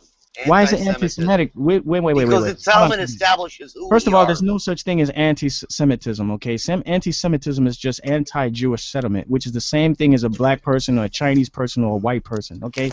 There's no such thing as And being you know what? anti-Semitic. Okay, so Okay, you're if I'm denying the racist, Holocaust. if I'm racist against a white person, that would be anti-Caucasian. Or if I'm racist against a black person, I'll be my friend, though, anti-African or something like hear me out on this. And you, Okay, the completely Catholic different Church thing. didn't slaughter Jews and Muslims in the name of Jesus. Okay, Did okay. they? Look, you don't Did have to you don't have to lift up the race card every time somebody's speaking against a text. Okay, for me to speak against the Talmud does not make me a racist. It makes you an anti-Semitic. You know, That's racist. I'm not racist. It goes against. You're going against rabbinic thought. I'm not a racist. You're going against the core basis of Judaism. I'm not a racist. Yeah, Beckel isn't a racist. Like, even though he is questioning the Talmud, that doesn't make him racist. He's Exactly. criticizing your belief more so. You're against Jesus. You don't think he's the Messiah. And I you don't. I think he was a man. So what if I called you a racist? I will say, what if I called you a racist? Like you questioning, well, like saying that, like I can't be sure. Like I just got back in the conversation. Like you were saying, that the Talmud is false or something like that, maybe. Whenever I hear an atheist say something negative about Christianity, do I call them racist? No. It's not to anti, black. I mean, you guys even said yourself that atheists though are anti-God. There's different people. Can I make a clarification, guys? First of all, atheists are not anti-God. Those are anti-theists. No, some atheists are. Okay, so saying that somebody is anti-Semitic can be calling them a racist. It's anti-Semite is a person who discriminates against Jews. Hold on, you breaking up. I don't know about that. You are. I thought it was saying that their holy books and orders are books of evil. Or inspired by Satan, I would call hostile. But for Jew, we've got one of the scattered group of people that traces its descent to the biblical Hebrews, or from a post-exilic adherents of Judaism, Israelite. So that would be racist, right? If they were hostile against the people that had traced their descent. But the second definition here is a person whose religion is Judaism. So I would say that saying that the Talmud is a book of evil or inspired by Satan, I wouldn't say it's necessarily racist, but I think it does classify as anti-Semitic. Right. Because if I was anti-Semitic, in the sense that most people want to assert it, then I would be against all Jewish people, regardless of whether they agree with me or not. Or whether or not they're Christians or not, right? We have a lot of Messianic Jews. You call them heretics, and I agree with you. They are. I call any Jew that's Messianic is a heretic. According to the Christian worldview, they're not, though. See, and I call them my brothers. So if I'm calling them my brother, how can I be anti-Semitic? But the point is, but the Messianic Jew throws out the Talmud and all the traditions. They should throw out the Talmud. That book is evil. No, it isn't. It's not. It establishes all the oral traditions. You have to realize that. All right. Well, what about well, I don't know. I mean, I haven't really studied the Talmud thoroughly, but I know about certain passages. I know. Maybe we should keep it to specific issues rather than saying it's a book of evil. Maybe we should address certain issues. Okay, well, let me recommend a book then. It's called Jesus in the Talmud, and this book's not only focuses on the areas in the Talmud that speak about Jesus being boiled in excrement, but I think it also talks about other issues with the Talmud as well. Look, can I just say I'm going to try to speak on Pesach in my behalf, although I can't promise by any means that I'm doing his position justice. But the thing about going against the Talmud blanketly is that a lot of the time Jews have faced death for things that are purported to be in the Talmud that aren't. Like blood libel is one of the things that we've been accused of having in our Talmud that has had Jews killed for thousands of years. Yep. This idea that it's history. It's a history Christians can't erase. It's history you Christians can't erase. It happened. Yeah, well, Christians are killed for believing in Christ, and even today. That's why I say live and let live. You know, leave. I tell Christians leave Jews alone, and I tell Jews to leave Christians alone. But if there's any question, the Catholic Church acknowledges its anti-Semitic past. A lot of actions were very anti-Semitic, and we're trying to make amends. You can't. Well, I may lose you guys. I'm in the middle of farmland. Okay. You have magical. You can't. Nick, I see what you're trying to do, and I appreciate that. And I, I'm by no means defending the Catholic Church. However, if I was a Catholic, Nick, I would have to assert that it's individuals that behave this way. This is not. Oh yeah. It's not the Holy Church. It's the men in the church that have done this. Exactly. Every group, no matter what it is, has hypocrites in it. People who do things the wrong way and for the wrong reasons. A lot of. I mean, like for instance, Catholics, like the Protestants did this too, but Catholics hanged a lot of Protestants, right? Yeah. Okay, now that's something I say the Catholic Church is responsible for. Now, I don't think I'm saying anything about Christ. Okay, right. I'm not saying anything about the Holy Spirit, but I am saying that there was an organization that did that, and it was called the Catholic Church, and we need to take responsibility for that, and we're sorry for that, and we're trying to never do something like that again. I accuse the system, not so much. Well, it depends on what we're talking about. Like, for instance, if you look at the Westboro Baptist Church and see what they're doing, I hate them evil of all people. Yep.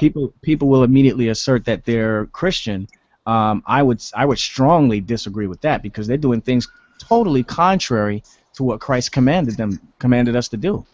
When you call groups like the Westboro Baptist Church Christian, you're really stretching the term, and it's more of a political definition than a religious definition. What I will say about Westboro Baptist Church is not one of their members is allowed to step foot in Israel. They're in the computer system to turn around and put back on a flight out.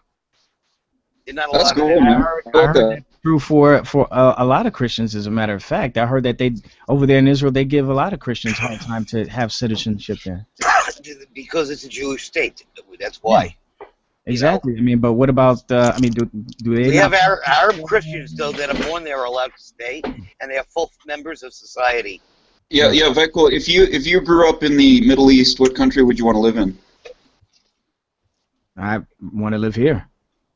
But if you grew up in the Middle East, if I grew up in the Middle East, what country would I live in? I don't know. Wherever there's freedom, I guess. That would be Israel. I'll tell you, yeah. If I grew up in any country in the Middle East, I would pray to God that I grew up in Israel.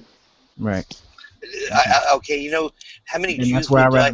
Do you know how many Jews would die from the IDF or a border cop defending Christian families who are Israeli? They all would. Yeah, they also they die defending Muslims as well. Yep. Yeah. Absolutely. Okay. As a matter of fact, so what's that mean? The border now in Israel are hunting down a wolf because the wolf attacked the Muslim Arabs, and they have to. They started the rabies series of shots on the poor guy, and that's in his 12 in his stomach. But the point is, they have to get the wolf, so they're hunting them, and they'll get him in a day or two. Wait, so why are we talking about this? I don't know. I'm sure they're protecting their people. Let's not deify an army.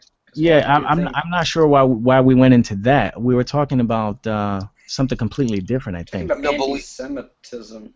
Right, and I talked about the fact that Israelis would die defending Christians and Muslims, who are Israeli. That's all. Well, it's also true that a lot of the people in the IDF I don't have a problem with that. So, yeah. I'm just my issue is that I object to the term anti-Semitic. I never liked it when I first heard it. To me, it sounds the same as by the definition. It just sounds. Yeah, but for Christians to call the Talmud a book of evil is utterly anti-Semitic because the Talmud is a very important part of the Jewish religion. Well, I guess I would disagree with the term then, because I don't see it as anti-Semitic. To me, there are people who are Jewish that don't accept the Talmud. You know, like I said, 2 Jews, 5 opinions. That's the point. Okay, so I mean, But you know, but one thing I will say. How a book. I don't. Yeah, go ahead. One thing I will say is the Torah, word for word, has never changed. It's not word for word has never changed. The meanings have never changed. The Talmud has never changed. These are copies of copies of copies. So there's no digital drop. But when you but when you have the New Testament, you know, as Christians view it, there are hundreds or thousands of different versions of the Bible. Okay, so name us one change.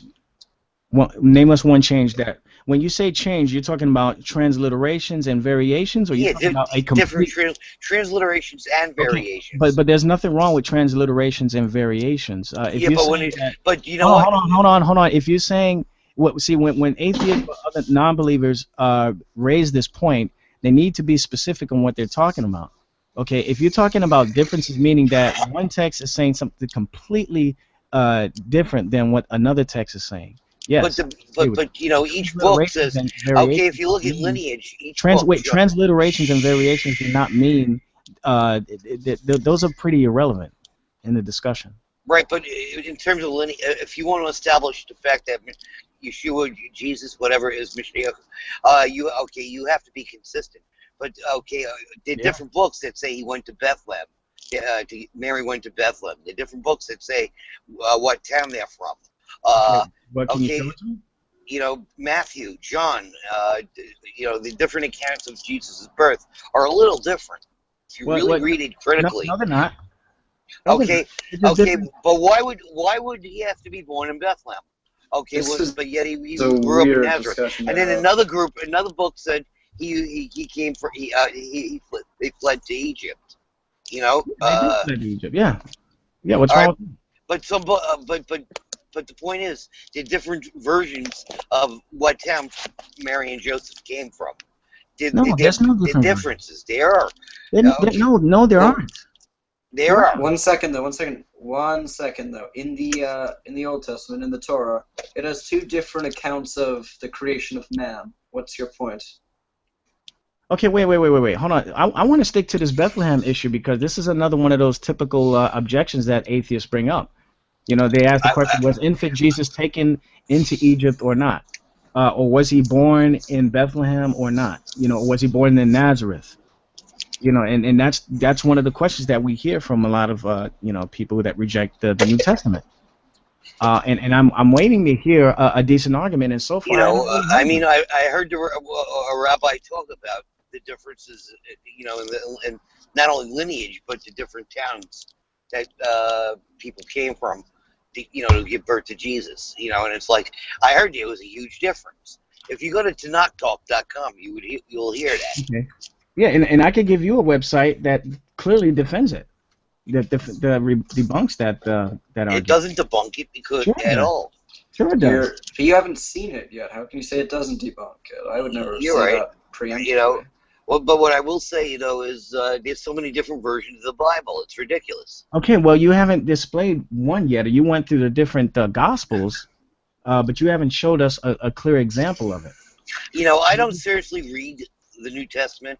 I picked it up and glanced at it a couple of times, you know, and what I read, it just seems hypocritical.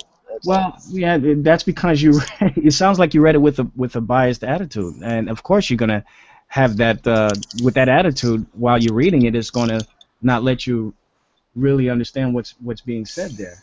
I can do the same thing with the Talmud. Well, but you know what though? If you actually learned Hebrew and read the Torah and Tanakh, it's going to raise a lot of questions for you. I can tell you that right now, and you know, and I really do. I think you know, I know one Christian evangelical pastor who is now an Orthodox rabbi and leader of Noahides. If you actually talk to the man, you would see where he came from and why he became a rabbi. Jewish. No, but look, the thing is that they can give you examples of Jews who became Christians, and it holds equal validity, which is just sort of inconsequential. No, I know. But you know what, though? There's so much doubt in my mind that I have to accept the old. I can't accept the new. That's all. Well, that's fine if that's your position, but again, I mean, if you're going to argue and say that there's contradictions and stuff like that, You read the book first before saying that. All right. Oh, by the way, I'm now in DeKalb County. I'm 30 miles away from Naperville. Is this just a road trip for fun? Yeah, I'm just taking a drive. That's that's pretty chill. I take late night drives to nowhere. You know, I'm in the middle of farmland right now. It's so cool. I can't see a thing on the side of the road, but it's cool. You know. yeah, I mean, I don't think there's any of the Gospels suggest that Jesus was born in Nazareth. It said that they may say that he came from Nazareth, but he was actually born in Bethlehem. Right. You know, but Bethlehem. Okay, Bethlehem. But to get from Bethlehem to Nazareth by foot, it takes about 20 days. You Okay, know, so by car it's 20 minutes. So what's the problem with that? All right. Did she? Okay. Was she? All right. Okay. Why did she? Okay. And the fact is, that there's a claim of a Roman census. There's no any official documents to show that Rome commanded every Jew to go to their town of birth. Are you No talking record of it. Quirinus or whatever his name is? Yeah, the census. Yeah. Okay, that census has been going on even before that moment. You know, but they put it for. I mean, you conduct a census. You do it in the towns people live in. You don't demand them to travel halfway across all of Israel. How long do you think the census lasted? How long? It was once a year, according to the history, or every decade. I mean, you know. Right, but I'm talking about for each time though. That like when it came about, like what is it? Was it only a day long or? I don't know. I mean, there's nothing in the text, in Israeli text to show, you know, how long the Roman census was. You know, so but it would take 20 days to get from Bethlehem to Nazareth, and vice versa. You know, now it takes 20 minutes. You know, it's a short drive. Well, I mean, you can. We have books like Josephus, and also some other historical writings that talks about you know, the census, and you know how long it was, and it wasn't like, for instance, the account in Luke was not it wasn't just a local event. It took it took all over the world where Rome had control. So they didn't have to, you know. I mean, you know, I don't think there's anything in the scriptures that says that the census only lasted in one day or a few hours. It was probably a longer period of time than that, but it doesn't say. Right. So it takes 20 days. You know, somebody ain't gonna be in labor for 20 days. You know what I mean? I'm not getting your point, and I'm more so on your side than anyone else on this chat. The thing is, you're trying to bring in stuff like historical accuracy, and then you could bring the same question about any book. You could say that there's no evidence of the Exodus or whatever you want. Right. But the point is, in terms of practicality, it takes 20 days to walk from Bethlehem to Nazareth. You just said, but the point is, but then you evaded the point. Yeah, and I'm still confused. You said there was one that was, you brought that up as a means to display a contradiction. So, to me, I don't see a contradiction. It doesn't say anything about how long the census. I mean, how long was her labor? How long was Mary's labor? Wait, wasn't he born in Bethlehem, and then they went to Egypt, and then they lived in Nazareth after that, right? Nazareth, right. You know, but so because of the let's say the so-called Herod decree, or whatever, that you know, they hunt down this child. For it to have happened, so from Jerusalem, he would have to send his soldiers, so they had to go by horse, you know, and they would have to hunt this child down. So it would take days for them to get there. It doesn't.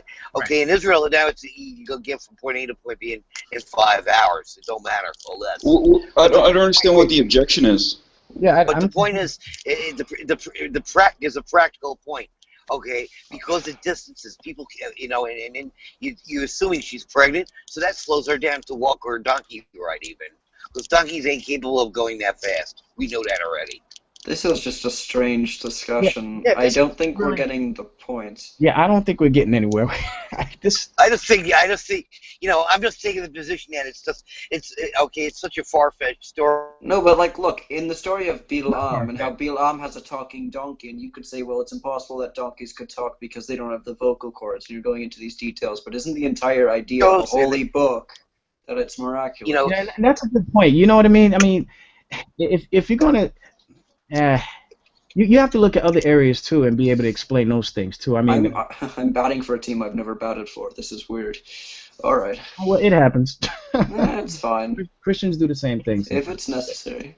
But again, I don't see how a pregnant woman on a donkey could refute the validity of of what the text is saying about what happened. I mean, again, the census, was more than just one day. It had to be, according to historical accounts and according to the text.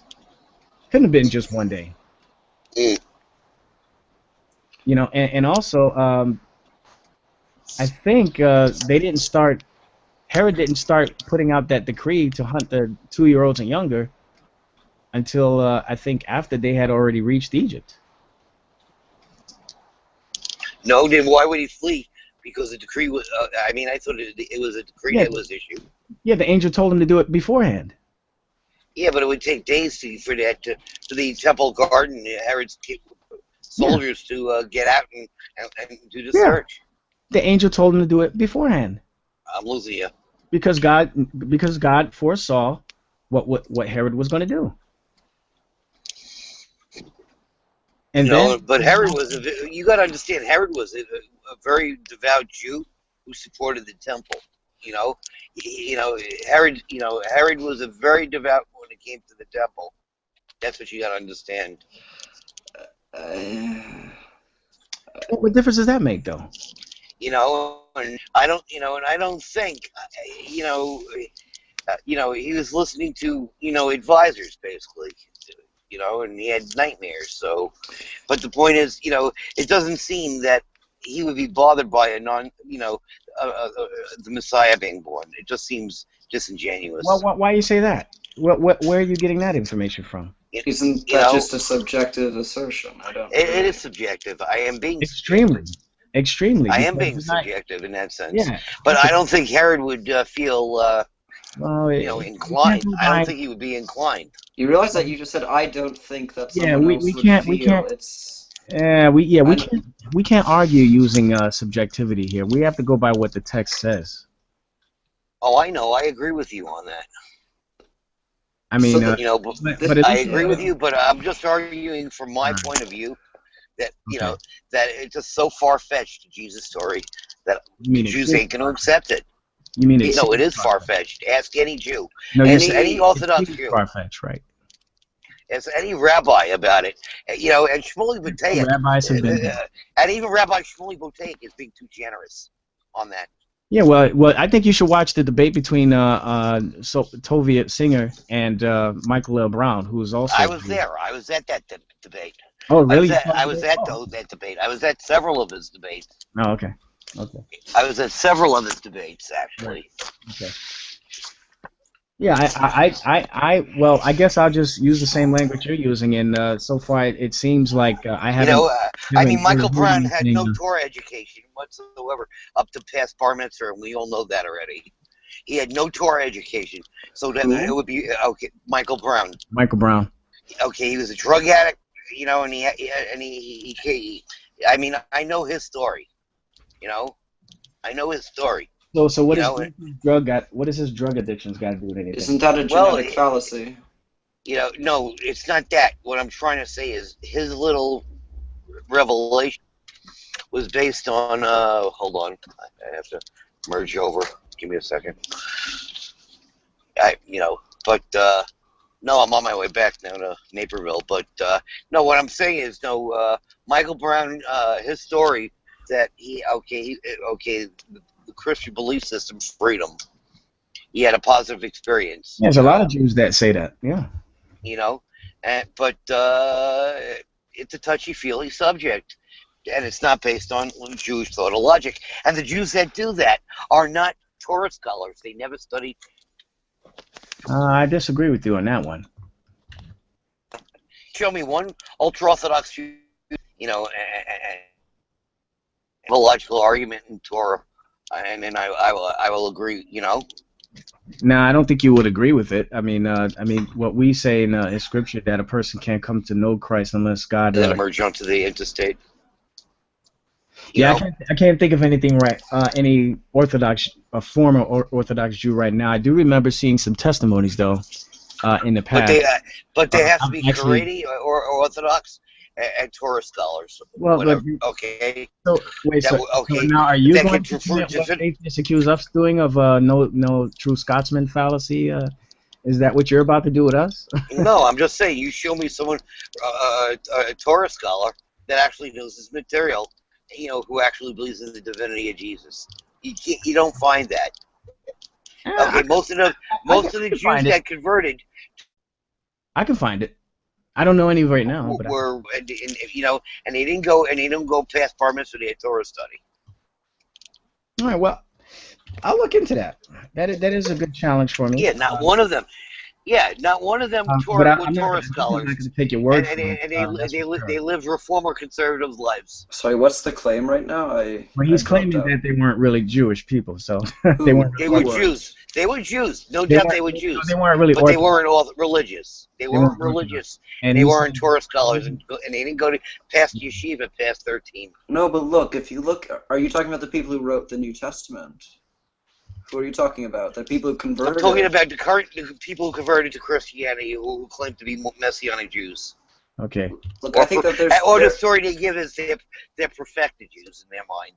There are so many people who convert from every religion to every other religion that, again, you're stereotyping them in a way that I don't think really does them I agree with you. I'm saying that, but you show. My point is, I said you show me one Torah scholar past bar mitzvah who actually went to yeshiva for 18 years of their life plus. I can give you an example of one of the most famous rabbis of all time. I don't remember his... You're cutting out, by the way. I can't. Your cellular might finally be dying. Anyone else still on? Yeah, I'm still here. All right. Yeah, I just find this odd. If you look it up, you can find it. There's a 108-year-old rabbi who wrote on the... Have you ever heard of him? I don't remember his name. Yitzchak something. And he... Oh, that name does... I can't remember the name. It's been a while since I've heard. It was like 2006 or something, but he wrote down this word or a few words on a piece of paper and gave it to one of his students and said, "Don't read this until I think it was a year after his death." And basically at the end of it, he said that Jesus is the Messiah. There are Torah, and he was like the friend of the Lubavitcher Rebbe, who's one of the most famous and Orthodox rabbis of all time. I'll find it for you, the name. Yeah, thanks. Is it Nicodemus? I don't. I keep losing you because of the cellular. I'm on my way back. The signal. What's his name? Oh. Yeah, but I mean, like anytime anybody says you find me one person that says this, that's a pretty low bar to hit. No, but what he asked for was to find one Torah scholar who did this. So no, he did, but I'm not discounting the evidence. I'm just saying that it was odd that he would put out such a low bar. Sure. It would be like me saying, you find me one Catholic that thinks abortion is okay. And then I won't believe in Catholicism. It's weird. No, but yeah, you can look him up. His name is Rabbi Yitzchak Kaduri. He was a 108-year-old rabbi who, at the end of his life, found Jesus, the very end of his life. And he was one of the most learned persons ever. He might be the oldest Torah scholar. Yeah, but he also had Alzheimer's. He also had Alzheimer's. Okay. He also was at the end drooling and had Alzheimer's and had a nurse care for him around the clock.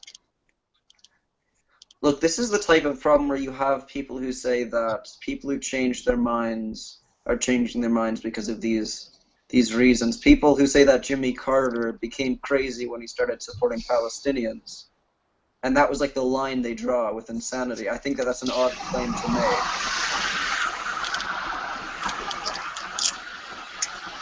Right? If he continued... Go ahead. No, I'm just shocked that he would support Palestinians. No. Well, I don't have a strong opinion about Carter's political thought now, but I'm just saying, like, people who say that seem to have the same argument as saying that he was old, therefore when he thinks something it isn't valid, because, like, again, if he stayed Jewish the whole time, then whatever he said as a Jew with Alzheimer's would have been completely fine. But because he changed his mind... But the problem is Alzheimer's affects memory and cognition, and thought. It's they lose memory. That's part of, they forget a lot. And it's not the short term; it's the long term memory that goes. So much of his Torah study was lost. By his brain erasing, literally. The amyloidosis that occurs in the brain is a big part of the Alzheimer's disorder. So literally, their memories go. Well, I mean, what he said was, well, do you know what actually made him turn into a Christian? Like, do you know why he changed his mind? It wasn't just because he went nuts. I mean... No, Rabbi Kaduri, he was a babbling. No, according to everything I heard, he was sick. No, he wrote Yarim ha'am v'yachal, v'yochiach, shedvaro v'torato amudim, which means he will rise the people and confirm that the word of the law are standing. And the acronym in Hebrew is Yehoshua. Was that you would assume he wouldn't write that on a napkin? He would write that on some type of parchment. He wouldn't have put it on. Again, that's a non sequitur. That isn't important. He was almost dead.